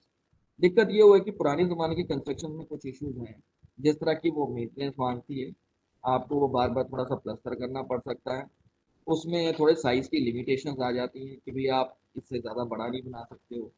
और रही बात जहाँ तक है कि कैलकुलेशंस की, तो अभी तक हमारे पास इन सब डायरेक्शन में हम कोई बहुत कैलकुलेशन नहीं करते हैं। जो कंस्ट्रक्शन प्रैक्टिस ऑलरेडी चली हुई है हम उसी को लेकर के आगे चलते हैं। इसीलिए इंडिजिनस कंस्ट्रक्शन यानी कि जो पुरानी पद्धति है, या तो वो हम आपको हमारे हमारे या तो सिर्फ रिसर्च पेपर्स में देखने को मिलेगा। जैसे उदाहरण के तौर पर जब मैं इस समय तो मैं चंडीगढ़ में हूँ, लेकिन इसके पहले मैंने 12 साल क्योंकि एनआईटी हमीरपुर में काम किया। तो ये कुछ मैं आपको पेपर्स दिखा रहा हूँ जो मैं वहाँ पर था बेसिकली। और वन ऑफ द फैकल्टीज क्योंकि आर्किटेक्चर में बनना शर्मा थी, उस वो पीएचडी कैंडिडेट थी और उसने इसके ऊपर काम किया कि एनहांसिंग ड्यूरेबिलिटी ऑफ एडोब यानी कि मिट्टी के घर है और मैं उसके अंदर में नेचुरल रीइंफोर्समेंट। तो उसने क्या किया था कि ब्यूल और जो चीड़ है उसके ऊपर में बेसिकली काम किया। फिर उसके ऊपर में हम लोग ये देखिए ये बेसिक ईंटों के बेसिकली उसमें सैंपल्स बनाए गए, ये व्यू था। और उसके बाद में कुछ इसके में चीड़ है बेसिकली, फिर उसके ऊपर में हम लोग ने इस तरह के कई सारे एक्सपेरिमेंट्स किए गए और फिर इसके ऊपर में कुछ ना कुछ कंक्लूजन, लिमिटेशंस, इस तरह की बातें हमने करी और ये बेसिकली निकाला कि अच्छा ये परसेंटेज आप मिला लो, ये फायदा हो जाएगा, ये परसेंटेज से इस दिन से ये। बट ये सारा कुछ परसेंटेजेस जितने भी हम बात करते हैं, ये सारा कुछ ऑलरेडी गांव वालों को, आम व्यक्ति को, समाज में पता है। Enhancing sustainability of rural adobe by addition of vernacular fibre reinforcement, ये भी बेसिकली हम लोगों ने यही देखी, ये बेसिकली मेजर करके आप उसके हिसाब से फिर आप पूरी कैलकुलेशंस करके हिसाब से आप पूरी टेस्ट वगैरह करते हो और इस तरह से। लेकिन आप यदि ये कहेंगे कि हम इसमें, मैं कहना क्या चाहता हूँ, मैं कहना ये चाहता हूँ कि needs the conversion to the document such that state government owns it with construction detail. दुर्भाग्य की बात ये है कि राज्यों के अंदर में जो उनके खुद के डॉक्यूमेंट्स हैं उसके अंदर में ये इस चीजों का कहीं जिक्र नहीं आता। और उसका यदि मैं उदाहरण दूं, ये मेरे पास टीसीपी के जो कि कंस्ट्रक्शन की गाइडलाइंस बेसिकली देते हैं, मैं ये बात करना चाहूंगा कि यहाँ पर न्यूज ये वाला जो बेसिकली यदि मैं ये डॉक्यूमेंट में खोलता हूँ और कंट्रोल एफ काट, एंड जब मैं इसकी बात करता हूं तो यहाँ पर सिर्फ ये बातें निकल करके आती हैं कि ठीक है आपको ये कंस्ट्रक्शन, द लोकल ट्रेडिशनल काठपुतली construction should be followed, the orientation of building is mostly this, material available for this। अफसोस की बात यह है कि सिर्फ इन 4 लाइनों से आप बिल्डिंग नहीं बना सकते। आज की डेट में मुझे यदि आरसीसी कंस्ट्रक्शन करना हो, कंक्रीट का कंस्ट्रक्शन करना हो, सरिये का डाया कितना चाहिए, सरिये की स्पेसिंग क्या होनी चाहिए, उसमें 135 डिग्री का मुझे हुक चाहिए, कंक्रीट सीमेंट है, सीमेंट के ऊपर में 4-5 तरह के टेस्ट अवेलेबल हैं, वो सारी कंपनियां करती हैं। स्टील की भी बात आ जाए तो स्टील के भी टेस्ट है। लेकिन जब बात आती है हमारे पास ट्रेडिशनल कंस्ट्रक्शन के, तो हमारे पास सिर्फ 3 या 4 लाइनें सरकारी डॉक्यूमेंट में बेसिकली लिखे हुए। और शायद ये यही वजह है जिससे कि इंडिजिनस कंस्ट्रक्शन आज की डेट में पीछे होती जा रही है, जिसके के अंदर में, तो इसके अंदर में यही रहेगा कि जब तक स्टेट डिपार्टमेंट सीरियसली नहीं लेते, वो डॉक्यूमेंट्स के अंदर में इन चीजों को, इनकी कंस्ट्रक्शन डिटेल सिर्फ वो 4 लाइनें लिखने से कुछ नहीं होगा। मैं काटकुनी की और बात करूं, काटकुनी, यहाँ पर ये आप ये देख रहे हैं कि ये मैं प्रीवियस जाता हूँ यहाँ पर ताकि कि आपको दिख जाए। ये टिपिकल काटकुनी कंस्ट्रक्शन, ये कॉर्नर जंक्शन की बात हो रही है इसके अंदर में, जिसमें ये सुंदरनगर का प्लानिंग एरिया है, डेवलपमेंट प्लान। फाइन, नाउ यदि मैं इसमें बात करूं कि काटकुनी में, तो ये मैंने कुछ हाईलाइट किया, क्या है ये। So kathkuni indigenous building type of Himachal Pradesh, building practice, a typical house is kathkuni, ये वो सारा कुछ डिटेल लिखा हुआ है। ठीक है, आप इसको पढ़ सकते हैं क्योंकि नेट के ऊपर में आप simply HP space TCP space kathkuni लिखेंगे, आपको सारा कुछ मिल जाएगा। आपको ये फोटोग्राफ भी देखने को मिल जाते हैं। लेकिन मुझे यदि ये घर बनाना हो तो मुझे आज की डेट में वो मिस्त्री ढूंढना पड़ेगा जा करके जो कि ये बना करके दे। मेरे पास कहीं पर भी कोई डॉक्यूमेंट नहीं है जिसके आधार पे मैं इसकी कंस्ट्रक्शन करवा सकूं यदि मैं चाहता हूं तो। वो ये बेसिकली मैं पॉइंट खड़ा करना चाहता हूं। तो इसीलिए ये state departments of society should get reflected in the state government documents with complete details. जो डिटेल्स इस समय हमारे पास हैं ये सफिशिएंट नहीं है। ये जय ठक्कर जी की मेरे पास भी ये बुक पड़ी हुई है, जिसके के अंदर में उन्होंने आकर के अहमदाबाद से बेसिकली आए थे और उन्होंने काफ़ी अच्छी डॉक्यूमेंटेशन करी है। लेकिन ये डॉक्यूमेंटेशन के आधार पे आप किसी भी व्यक्ति को बोलने की कंस्ट्रक्शन कर दो, वो शायद उसके लिए मुश्किल है। उत्तराखंड एंड HP, ये कोटी बनाल, खाठड़ा और ड्राई स्टोन, इसके आपको worldhousing.net, इसके ऊपर ये तीनों रिपोर्टें मिल जाएंगी। ये बेसिकली वही रिपोर्ट्स है जिसके ऊपर हमने 2011 में जब नेशनल डिजास्टर मैनेजमेंट अथॉरिटी ने काम दिया था, तब उसके ऊपर में हम लोग ने ये डॉक्यूमेंटेशन वगैरह बनाया। सवाल ये पैदा होता है, इंडिजिनस टेक्निक शुड, अगेन ये रिपीट कर रहा हूँ, should be the part of the state government document. Unfortunately मुझे तो कहीं पर कोई ऐसा डॉक्यूमेंट नहीं मिला जहाँ की कोई स्टेट डिपार्टमेंट ये बोले कि हाँ ठीक है आपको काटकुनी का कंस्ट्रक्शन करना है, आप ऐसे बना दो। अदरवाइज बात इस समय ऐसी चल रही है कि आप बोलोगे कि मिस्त्री जो है उसके पास, उसको ढूंढो और आप अपनी कंस्ट्रक्शन करवाओ।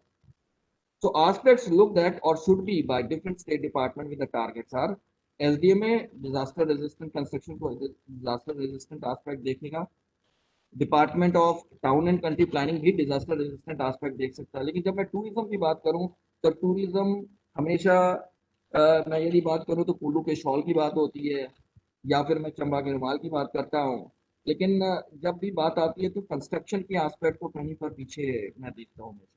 मैं कहीं पर भी काट खोदनी और ये सारी चीजें जो धज्जी दीवारी है, ये सारी चीजों को कभी भी मैंने टूरिज्म के एस्पेक्ट से आगे नहीं देखा, जो कि गुजरात के अंदर में ऑलरेडी भोंगा कंस्ट्रक्शन है। सो बेसिकली हमारे इस हिमाचल के अंदर में कई सारी ऐसी कंस्ट्रक्शन हैं जो टूरिज्म डिपार्टमेंट उसको टेक अप कर सकता है, सो दैट ताकि ये इंडिजिनस कंस्ट्रक्शन जब गवर्नमेंट स्टेट डिपार्टमेंट्स जब उसको फोकस करेंगी तभी जाकर के ये हाईलाइट होगा। मैं वही बात रिपीट करूंगा department of language and culture के लिए भी कि वो कपड़े पोशाक खाने के ऊपर तो ज़्यादा ध्यान देते हैं, लेकिन जब मैं इंडिजिनस कंस्ट्रक्शन की बात करता हूँ तो शायद उसके डॉक्यूमेंट्स में आपको कमी मिलेगी।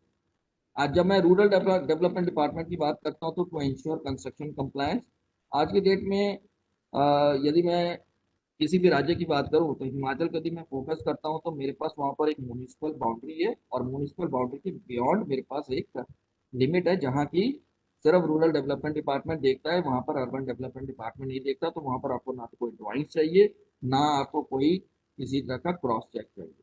और इसीलिए बेसिकली जब मैं, क्योंकि ये वो प्लेटफॉर्म नहीं है जहाँ की मैं ये बात कर सकूँ कि गलत प्रैक्टिसेस क्या है, बट अदरवाइज ये मैं सबको दिखाता हूँ कि भाई ये इस तरह की कंस्ट्रक्शन चल रही हैं जो कि हमारे सिलेबस में कभी पढ़ाया नहीं जाता, कि मैं ईंट के खंभे बना रहा हूँ लेकिन ऊपर में मैं आरसीसी का बीम डाल रहा हूँ, या ये मेरे पास इतने लंबे सिर्फ और सिर्फ ईंट के कॉलम खड़े हुए हैं, किसी भी हालत में भूकंप में टिकेंगे नहीं 2 मिनट के लिए। या मुझे हैरानगी होती है कि जब मैं इस तरह का कोई एक शॉपिंग मॉल देखता हूँ जिसमें कि मुझे नीचे ईंट दिखाई देता है, वो तो ईंट तो किसी भी हालत में मुझे दिखनी नहीं चाहिए। तो सवाल ये पैदा होता है कि आखिर में इस तरह की कंस्ट्रक्शंस जो रूरल एरिया में चल रहा है बियॉन्ड म्युनिसिपल बाउंड्रीज, जब ये सही है ही नहीं तो फिर रूरल डेवलपमेंट डिपार्टमेंट को चाहिए कि जो इंडिजिनस कंस्ट्रक्शन हैं यदि वो अर्थक्वेक रेजिस्टेंट है तो उसी को क्यों ना प्रमोट किया जाए। बट अनफॉर्चुनेटली वही वहां पर ही कमी बेसिकली आ रही है। So basically that's what I am trying to say कि टू इंश्योर कि भाई आप कंस्ट्रक्शन कंप्लायंस करें। फॉरेस्ट डिपार्टमेंट, एक बार प्रोफेसर सीवर मूर्ति जी ने अच्छा कहा कि भाई जब हमें लकड़ी चाहिए तो क्यों ना लकड़ी बहुत बढ़ाई जाए। तो दैट्स वाई इसलिए मैंने फॉरेस्ट डिपार्टमेंट की बात करी, मटेरियल अवेलेबिलिटी की। तो मैं यही बोलूंगा कि एक बार स्टेट डिपार्टमेंट्स बेसिकली ये भी देख सकते हैं कि ये सारे के सारे डिपार्टमेंट्स के अपने अपने रोल्स हैं, वो यदि इन सबको लाइन डिपार्टमेंट में लाएं और इनको कहें कि क्या आप इसके अंदर में कुछ आगे कर सकते हैं। कोड्स लेटर्स वर्क्स, ये कुछ दो कोड्स हैं जो कि मैंने कभी बीटेक में पढ़ा नहीं, मास्टर्स ये तो जब अब अर्थक्वेक वगैरह आया तब हमें बेसिकली पढ़ाना शुरू किए गए, लेकिन काफी हद तक नजरअंदाज हैं ये। Improving the earthquake resistance of earthen buildings, ये वो दो कोड्स हैं जिन्हें यदि कभी अपने घर मिट्टी के ही बनाने हो, मैं मिट्टी के इसलिए बोलता हूँ क्योंकि आरसीसी कंस्ट्रक्शन या मिशनरी कंस्ट्रक्शन में आपको बहुत ज़्यादा एसी का जरूरत पड़ता है, हीटिंग ज़्यादा करनी पड़ती है, और मिट्टी के घरों में थोड़ी कम होती है। इसी वजह से पुराने ज़माने के लोग मिट्टी के घरों को ज़्यादा में रहना पसंद करते हैं।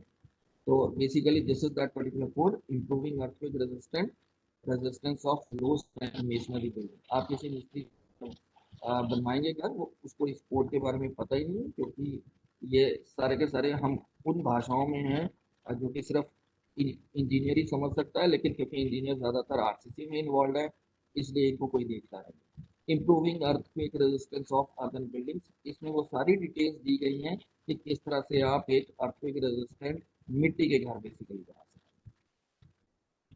उसके बाद प्रधानमंत्री आवास योजना ग्रामीण, इसके तहत में बेसिकली ये लेटर आया था जिसके तहत ही उन्होंने ये कहा था कि आप डेमो बनाएं, एंड दैट इज व्हाट, मुझे नहीं पता कि इसके ऊपर में आखिर में कितना काम हुआ है किसी भी राज्य के अंदर में, क्योंकि ये चिट्ठियां वगैरह आई थी, बट देन मुझे खुद देखना है कि क्या जो ये डेमोस्ट्रेशन हाउसेस की बात कर रहे हैं शायद वो चीज़ यदि की गई होगी तो अच्छी बात है। Demonstration houses with typologies and specification appropriate to the local context may be constructed preferably at the block level and made them available for the benefit। इसीलिए पहल पहल वॉल्यूम 2 जब मैं NIT हमीरपुर में था तो ये बेसिकली डॉक्यूमेंट्स कुछ बनाए गए थे जिसके के अंदर में आप ये टिपोलॉजी देख सकते हैं, लेकिन अफसोस की बात यही रहती है फिर वही मैं हमेशा इम्प्लीमेंटेशन के ऊपर में कि हमारी थोड़ी इम्प्लीमेंटेशन मैकेनिज्म में थोड़ी सी हमेशा कमजोरी रह जाती है, और इसी वजह से इतने मोटे मोटे डॉक्यूमेंट्स यदि बने भी होते हैं तो वो ज़्यादातर आम व्यक्ति तक पहुंचा नहीं होता। तो इसलिए मैं यदि यहाँ पर मैं हिमाचल प्रदेश की बात करूँ तो ये वो डॉक्यूमेंट्स हैं यदि कोई व्यक्ति रूरल एरिया में बगैर कम से कम सरियों के कंस्ट्रक्शन करना चाहता है तो किस तरह से सस्ते में, हालांकि ये ग्रामीण के लिए बेसिकली बनाया गया तो इसलिए ये था कि पैसे कम लगेंगे, और पर इस वजह से हम लोग ने इसके अंदर में लोकल टिपोलॉजीज देख करके, तो ये उस समय की कंस्ट्रक्शन के बेसिकली डिटेल्स हैं जो बेसिकली प्रोवाइड की गई थी 3 जोन्स के लिए। और उसी तरह से वॉल्यूम 2 भी है, ये और वॉल्यूम है, ये आपको सारे के सारे उसी में प्रधानमंत्री आवास योजना में ही आपको ये लिंक्स मिल जाएंगे। यदि मैं ये हिमाचल की बात करूं तो ये बेसिकली और इसमें सारे के सारे डिटेल्स। उसके बाद में मैं ये सवाल इसलिए खड़े कर रहा हूं क्योंकि मैं अब आपको एक लिंक दिखाता हूं। ये नॉर्थ ईस्ट की साइड है जहां उन्होंने बेसिकली इसको अपने डॉक्यूमेंट में ही डाल दिया, लेकिन जरूरत यह है कि भी बाकी राज्य भी इसी तरह से अपनी इंडिजिनस टेक्नोलॉजीज को प्रमोट करने के लिए जो उनके अपने लोकल हैं, जैसे कि bamboo technology with mud blocks, RCC frame तो है ही है, लेकिन साथ ही साथ आपने हाफ मड ब्लॉक और साथ में इकरा वॉलिंग भी डाल दी। आरसीसी फ्रेम तो आपने किया लेकिन फिर बोला मतलब ये है कि ये कहीं भी कन्वेंशनल तरीके से बिल्कुल नहीं है। असम टाइप कंस्ट्रक्शन, असम की grace floor and so on. Basically मैं वापस यदि इस कोड में आता हूँ, ये वाला 13828, तो इसमें क्या हुआ कि असम टाइप कंस्ट्रक्शन तो डल गया, लेकिन दुर्भाग्य की बात थी कि इसमें बेसिकली हिमाचल प्रदेश का जो काठपुनी कंस्ट्रक्शन है वो चीज़ नहीं थी। आई थिंक ये वाला दूसरे कोड में 13827। ज़रूरत ये है कि इसलिए मैं पिछले कई सालों से बोलता आया हूँ कि ज़रूरत ये है कि स्टेट डिपार्टमेंट्स इन बेसिकली अलग अलग बेसिकली जितने भी डिपार्टमेंट्स हैं वो लोग बेसिकली अपना क्या कहते हैं कि हाँ ये वाला कंस्ट्रक्शन यूजिंग वुड, बैम्बू और क्रेन विद मड, यानी कि असम टाइप कंस्ट्रक्शन। तो बेसिकली ये जरूरत ये है कि आज की डेट में यदि ब्यूरो ऑफ इंडियन स्टैंडर्ड में तो जो भी स्टेट है, क्योंकि हम हिमाचल की बात कर रहे हैं, तो उन्हें चाहिए कि वो एक अपना डॉक्यूमेंट बनाए जिससे कि लोगों को शुरुआत को ये मिले कि हाँ ये वाली कंस्ट्रक्शन प्रैक्टिस की रिकॉग्निशन है। अदरवाइज हम ये बोल दें और कल के डेट में बोले कि नहीं नहीं आपने जो बनाया वो गलत है, तो देन यहाँ पर बेसिकली इसलिए शायद कंस्ट्रक्शन समाज के अंदर में इससे नहीं चलता। बाय द वे, प्रधानमंत्री आवास योजना के लिए भी हमने ड्राइंग दी थी यूटी में, मुझे यहाँ पर कहीं पर भी बैंड दिखाई नहीं दे रहे हैं, तो मैं सीधा बोल रहा हूँ कि जब ये मुझे बैंड यहाँ पर नहीं दिखाई दे रहे हैं, ये सारा कुछ ये कंस्ट्रक्शन अभी हाल ही का ही 2 महीने पहले की फोटोग्राफ्स हैं, तो सीधी सी बात है भाई उसके अंदर में फिर आप इंडिजिनस में क्यों जाए। मतलब कि जब आप हम जब बार बार एक बात बोल रहे हैं, आपने हमसे ड्राइंग्स दी लेकिन जब आप अर्थक्वेक रेजिस्टेंट नहीं बना पा रहे हैं तो फिर इंडिजिनस कंस्ट्रक्शन जिन जो कि कई सदियों से खड़े हुए हैं उनके ऊपर सवाल क्यों खड़े किए जाते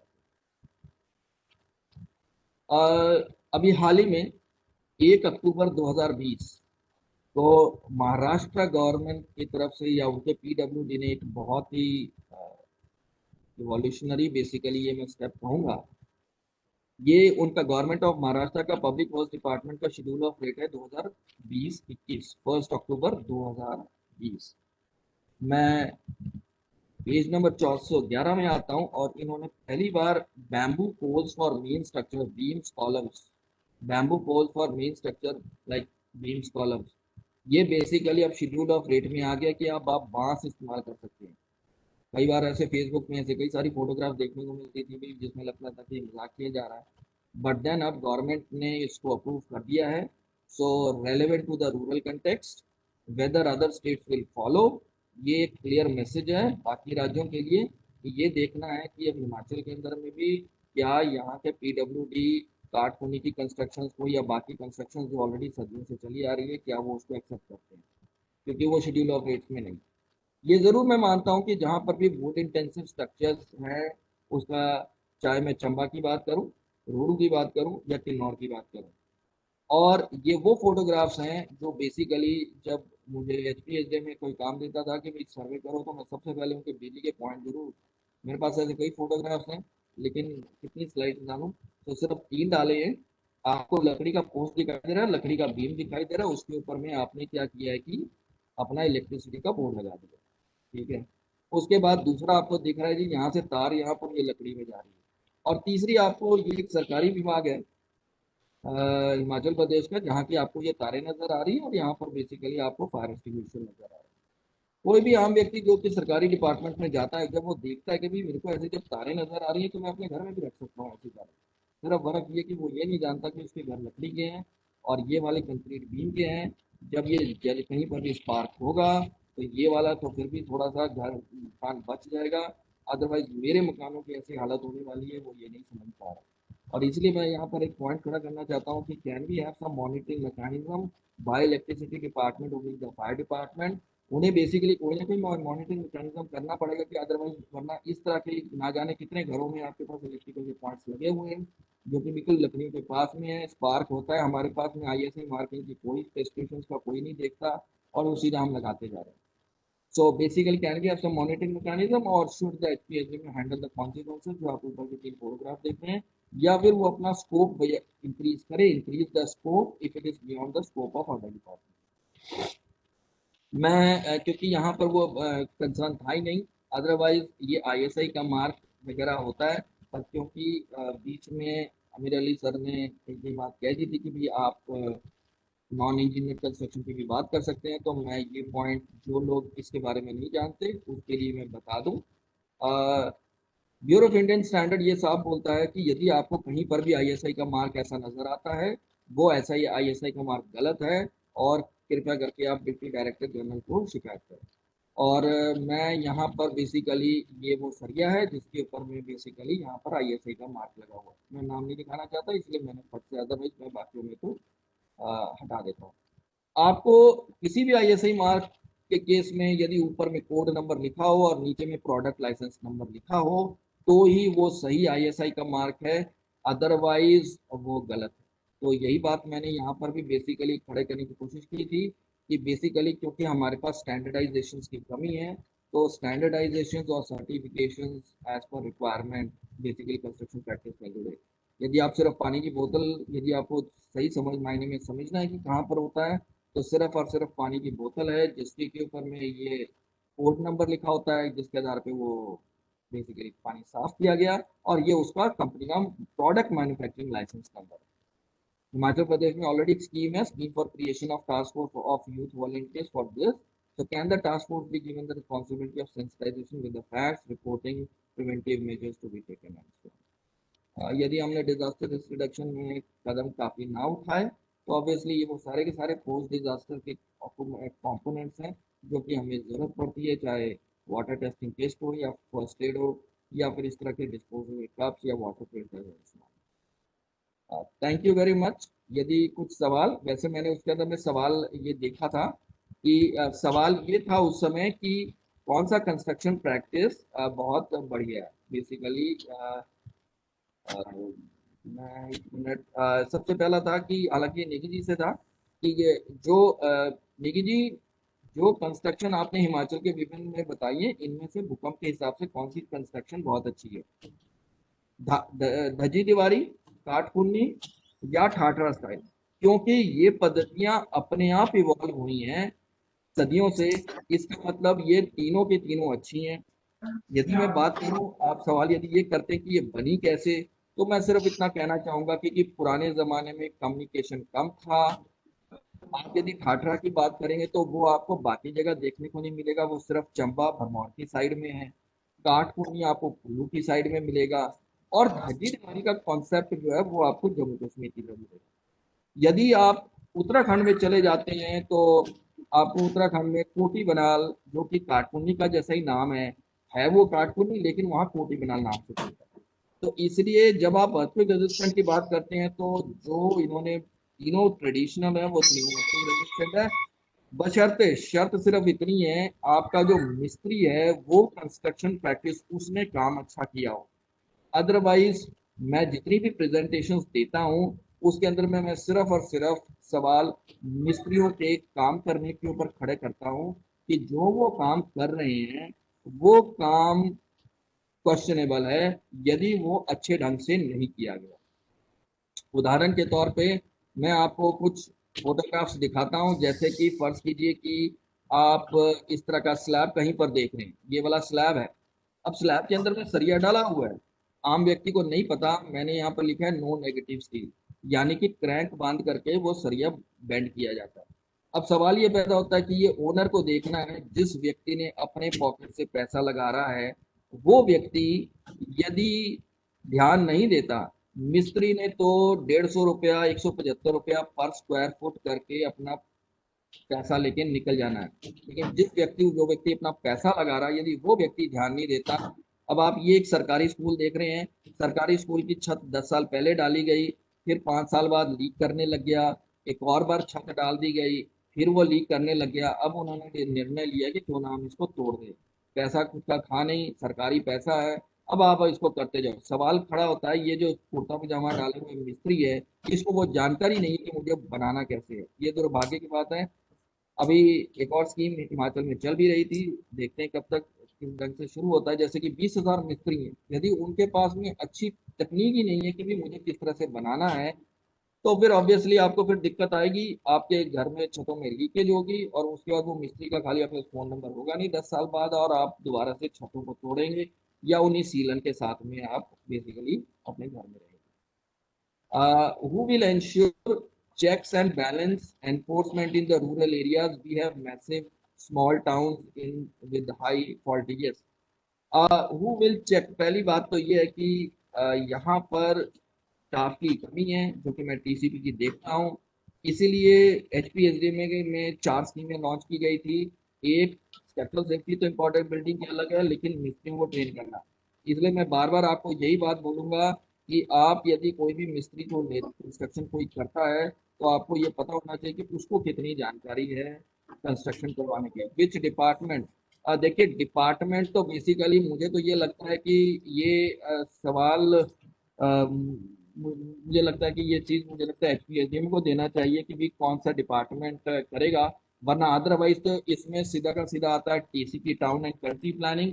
but town and country planning सिर्फ और सिर्फ ये बात बोलता है कि भाई मैं तो TCP के बाउंड्री लिमिट के अंदर बात करूंगा, बाकी आप मेरी वेबसाइट पे चले जाइए और वहां पर वो कुछ 150-200 पन्नों का जो है पूरी गाइडलाइंस है उसको पढ़िए और अपनी कंस्ट्रक्शन खुद करवाइए। या फिर आप ऑब्वियसली जैसा कि नेगी जी ने कहा है कि आप आर्किटेक्ट को ऑब्वियसली कॉन्टैक्ट करके उससे कंस्ट्रक्शन करवा सकते हैं, लेकिन दिक्कत कहाँ पर आती है, काम तो आपका मिस्त्री करेगा और वो मिस्त्री ही प्रॉब्लम क्रिएट कर रहा है। आर्किटेक्ट आपको प्लानिंग करके दे देगा, स्ट्रक्चरल डिजाइनर आपको ड्राइंग्स बना के दे देगा, लेकिन सबसे जो दिक्कत आ रही है वो है कंस्ट्रक्शन के फ्लॉज में। वही बेसिकली, इसीलिए मैंने तो पहले हमेशा से बोलता आया हूँ कि जितने हमारे स्कूल बने हैं उनमें भी कंस्ट्रक्शन के फ्लॉज बने होते हैं, और इसी वजह से इसके यही सारी इश्यूज हैं basically. Wonderful practice in policy and action in Assam. Assam के अंदर में सर उनका अपना असम टाइप कंस्ट्रक्शन है, वही असम टाइप कंस्ट्रक्शन के ही लाइन में बेसिकली कन्फाइंड मेसनरी जो सीवियरली रुड़की में अजय चौरसिया जी ने बेसिकली निकाली है, वो कंक्रीट में जहाँ की लकड़ी की कमी है। Can we do advocacy for it, whom to approach? Well, यदि आप एडवोकेसी करने चाहते हैं तो बहुत अच्छी बात है, आप HPSDM को मुझे लगता है कि गरिमा जी आपको बता देंगे कि भाई आप किसको अप्रोच कर सकते हैं। It is in public in the very knowledgeable to everyone. ठीक है, thank you. Thank you so much, Vinayak sir, for a wonderful presentation. And majority of queries has already been settled by you. So, Negi sir, are you still there? Vinayak sir, definitely it's a wonderful presentation, but the question comes how to popularize those construction practices. And one of the questions you have already answered, that a lot of literature is available, some standards at least for similar type of construction practices are available, but the thing is no one is using those standards whatever is available, like you have shown to mud housing and low strength masonry housing building codes.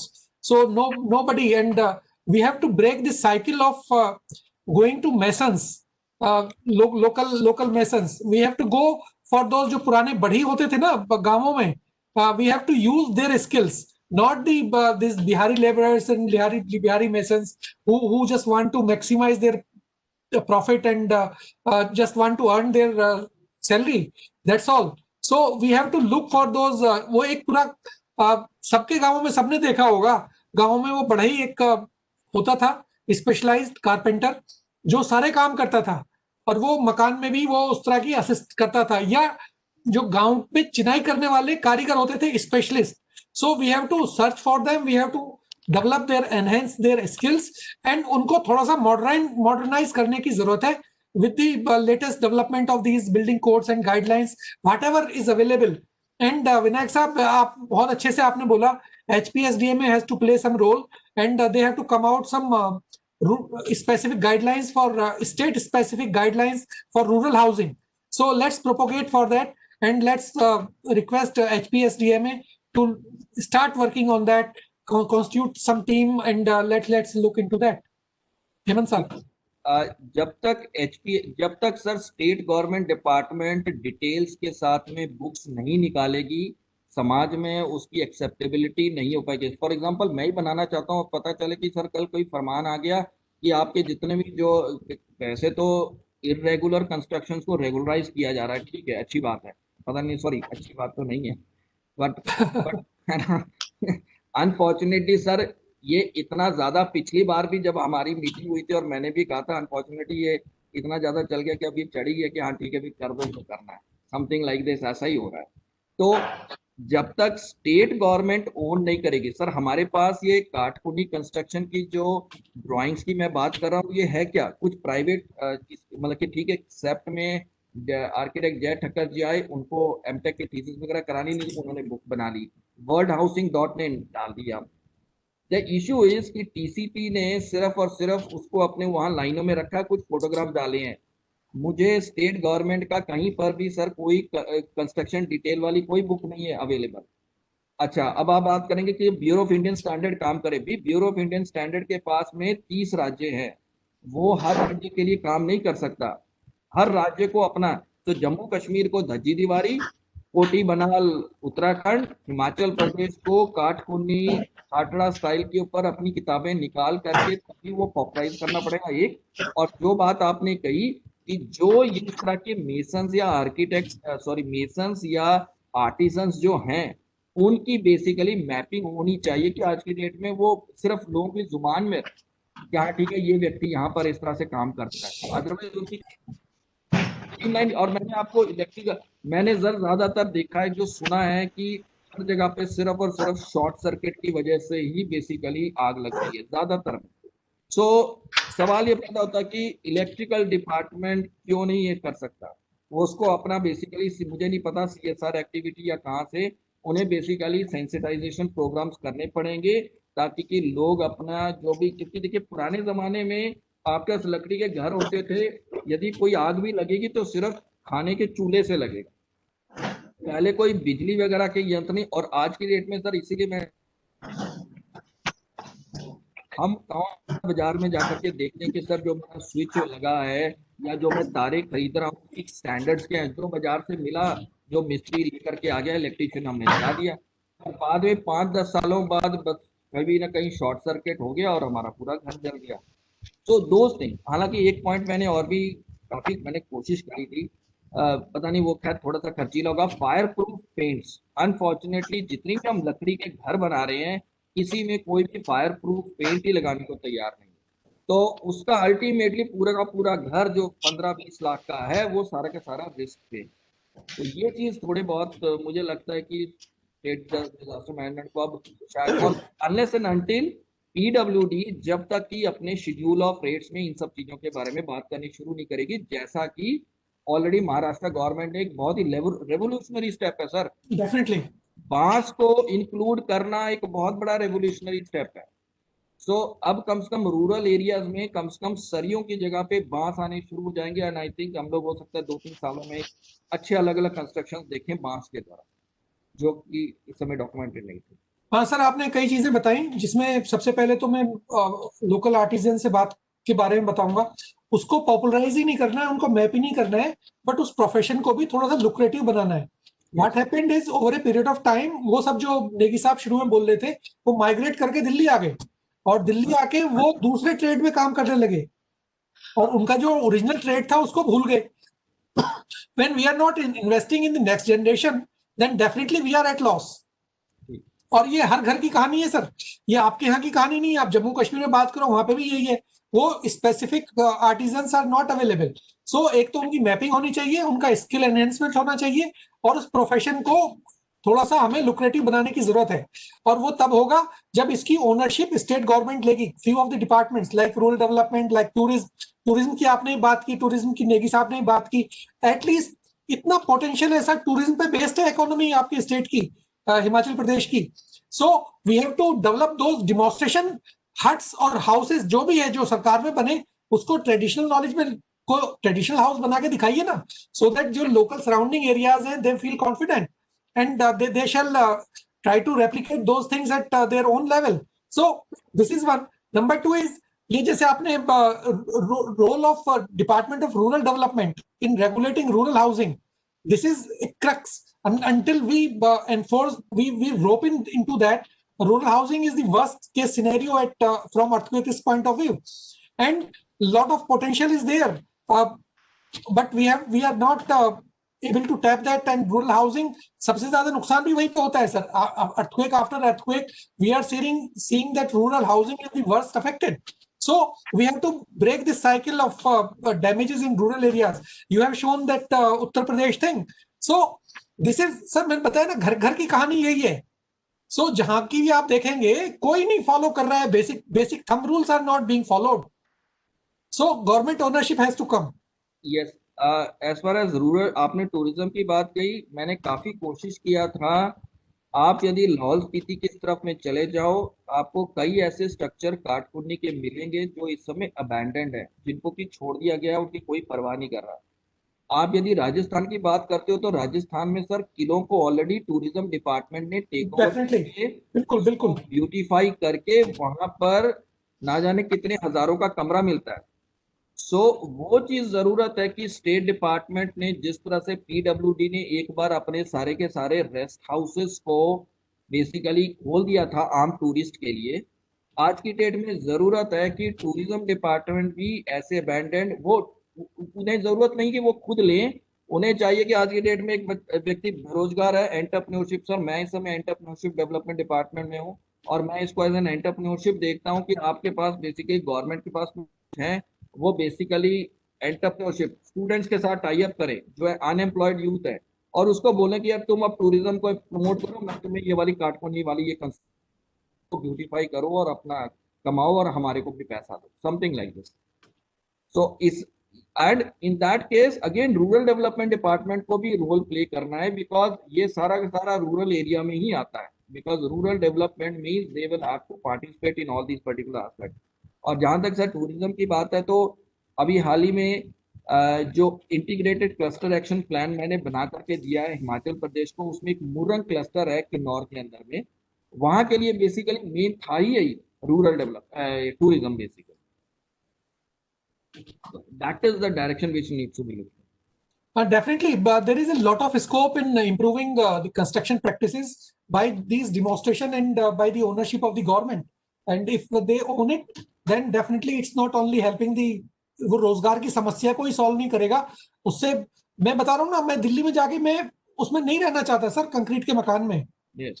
मैं जाता हूँ यहाँ से, मुझे वो local traditional house चाहिए, है ना, जिससे कि मुझे लगे कि मैं कहीं पे हिमाचल में गया तो हिमाचल का चाहिए, जम्मू में गया, कश्मीर में गया तो कश्मीर का चाहिए, सिक्किम में गया तो सिक्किम का चाहिए, और वो हम कर सकते हैं, which is not beyond our capacity and it doesn't require huge investment. So Negi Saab, do you have some comments to make? You have to unmute yourself. इसमें दो तीन चीजों पे मैं बोलना चाहूंगा। एक तो विनायक जी ने शुरू में कहा था कि हमारे को जो स्किल डेवलपमेंट वाला जो प्रोग्राम है वो बहुत अच्छी तरीके से करना पड़ेगा, क्योंकि हमारे स्टेट में पूरा मिसिंग है हिमाचल में। क्योंकि अनटिल और अनलेस हम जो लोकल स्किल्स है या लोकल जो ट्रेडिशनल नॉलेज है उसको हम थोड़ा सा इम्प्रूव करके नहीं करेंगे तो बड़ा मुश्किल है। क्योंकि वो अभी जो बचा हुआ है ना विलेजेस में या रूरल एरियाज में, वो खत्म हो जाएगा। क्योंकि आपको एक एग्जांपल मैं वहां का दे रहा हूँ, उड़ीसा में we are working with Panchayati Raj department for last 4 years। आपको विश्वास नहीं होगा, वहां पर कम से कम 10 से 15 लाख मकान बन गए दिस प्रधानमंत्री जो है ना आवास योजना ग्रामीण वाले में, बेस्ड ऑन आवर इनपुट। तो वहां हमने क्या किया कि विनायक जी भी, क्योंकि विनायक जी बहुत अच्छी तरह मतलब स्टेट में बहुत अच्छा काम कर रहे हैं, बहुत अच्छी तरह इन्वॉल्व हैं स्टेट गवर्नमेंट के साथ। तो विनायक जी का जो प्रेजेंटेशन को मैं अच्छी तरह सुन रहा था, तो देख रहा था, तो क्योंकि इन्होंने ऐसा चीज देखा जो कवर नहीं किया, मतलब बहुत तरीके से और बहुत सिस्टमेटिकली हर चीज को कवर किया। तो ये चीजें मतलब जैसे अब विनायक जी हैं, मतलब स्टेट में ही हैं, तो ये स्टेट गवर्नमेंट को इनका एडवांटेज लेना चाहिए विनायक जी का। मतलब ऐसा ना, ये विनायक जी भी कुछ टाइम तक करेंगे, जब ये प्रोफेसर बनेंगे या कहीं डायरेक्टर बन जाएंगे किसी इंस्टीट्यूट के, फिर उसके बाद ही won't be giving much time. नहीं, वो दिस इज फैक्ट, मतलब ये फैक्ट है, मैं आपको बता रहा हूँ। क्योंकि हमने क्या किया था उड़ीसा में, आपको एग्जांपल दे दूं, हमने पहला तो वहां के इंजीनियर्स को, क्योंकि हम पार्शली प्रीफैब पे जा रहे थे, उनको ट्रेन किया था, है ना। तो उसके बाद हमने उनके साथ मिलके सारे मेसन्स को डिस्ट्रिक्ट वाइज, तालुका वाइज, वो जो है पूरा का पूरा मेसन्स को ट्रेन किया। अब वो जो एडवांटेज क्या है ना, देखो, एक तो अब वहां का जो पैसा है स्टेट गवर्नमेंट का, जो मिनिस्ट्री ने दिया हुआ है, वो पैसा उसी स्टेट में जा रहा है, क्योंकि वहां के लोकल लेबर ट्रेंड हो गए। नहीं तो वहां भी क्या था, बिहार से यूपी से काफी लेबर थे, अब वो उनको उन्होंने छोड़ दिया, क्योंकि वहां का पैसा वहीं वो है। नहीं तो वो क्या होता है कि वो दूसरे स्टेट में चले जाता है।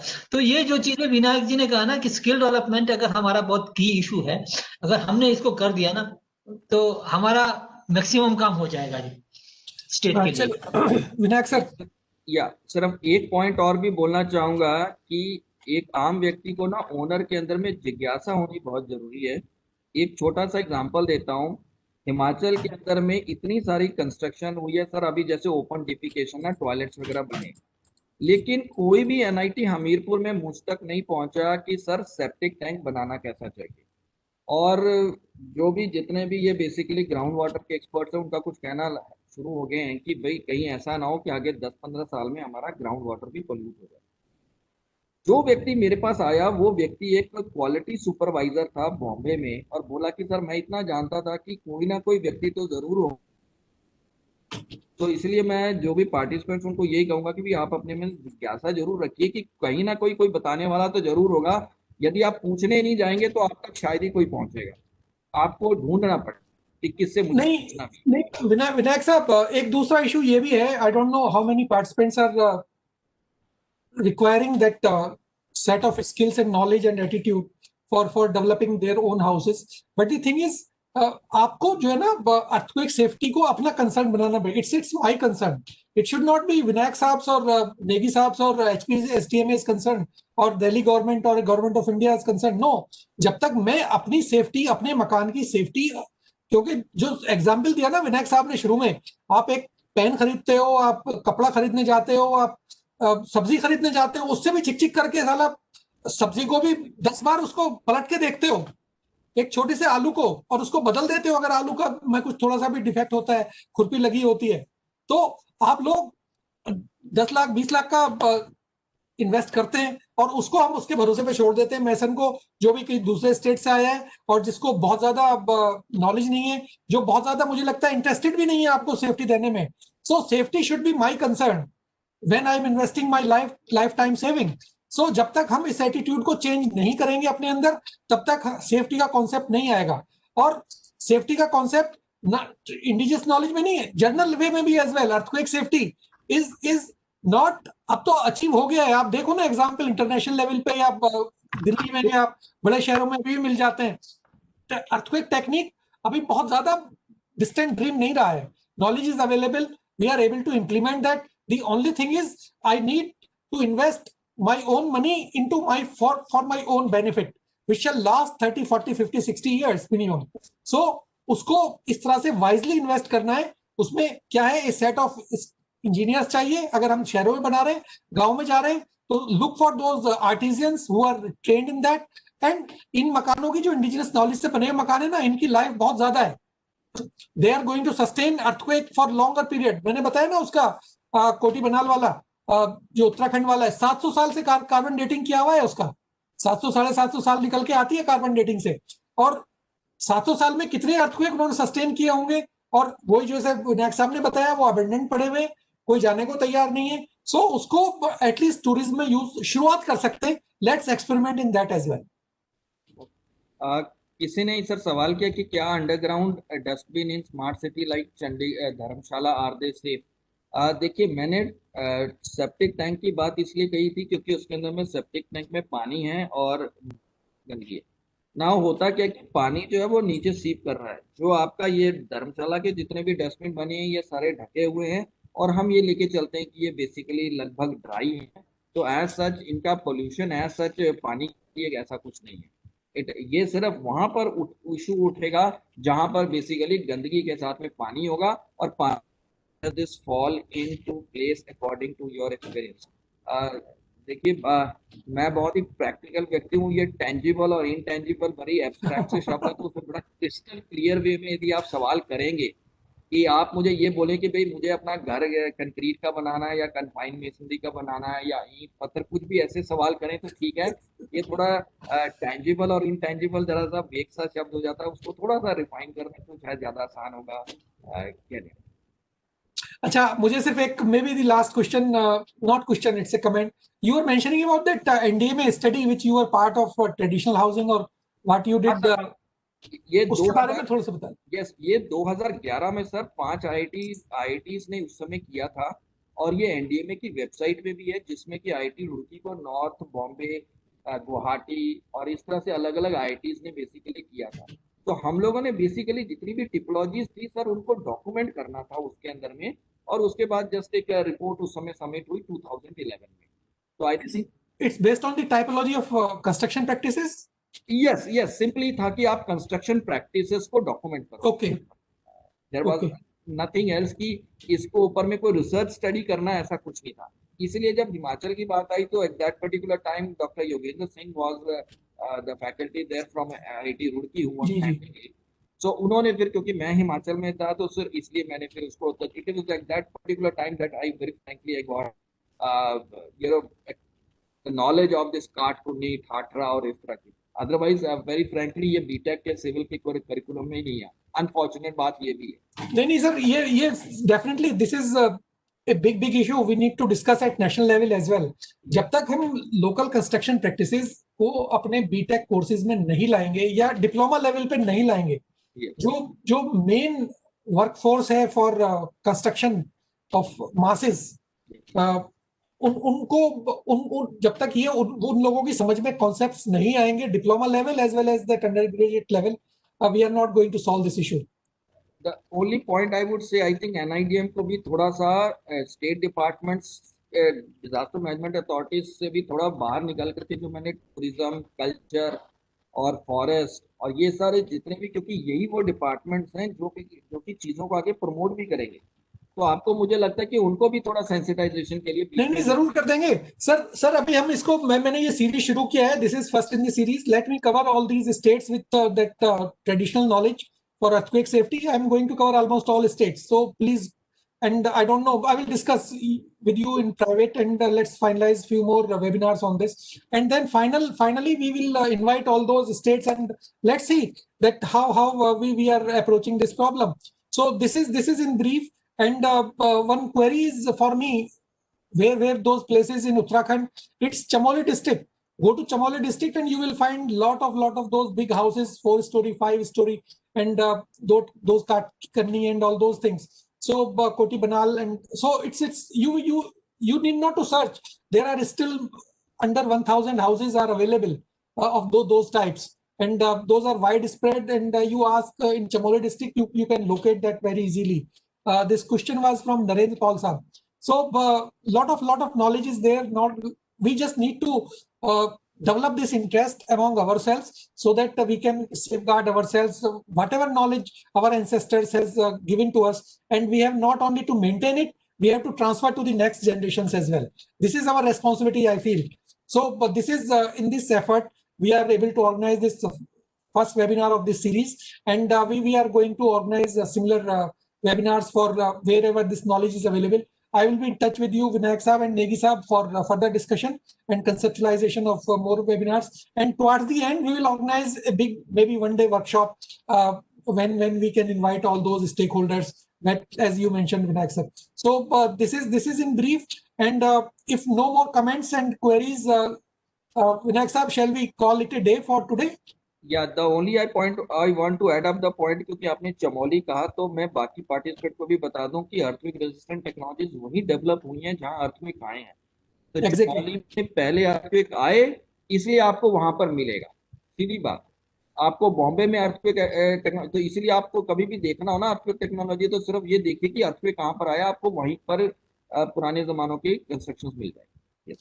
हाँ, ये मैंने अपने ओपनिंग रिमार्क्स में भी बताया था कि ये नॉलेज जो है ना वैसे नहीं आ गई है, हवा में लटक के नहीं आई है, ये लोगों ने अपने एक्सपीरियंस से इसको इवॉल्व किया है ना। अब अगली सीरीज में जब हम कश्मीर का डिस्कस करेंगे, यू विल सी कि what are advantages of those taq system and that dhajji dewari, why that typical technique is popular in that region, because soil conditions are like that. So will discuss. So ये बिल्कुल सही बोला sir आपने। And with this, we just conclude it here.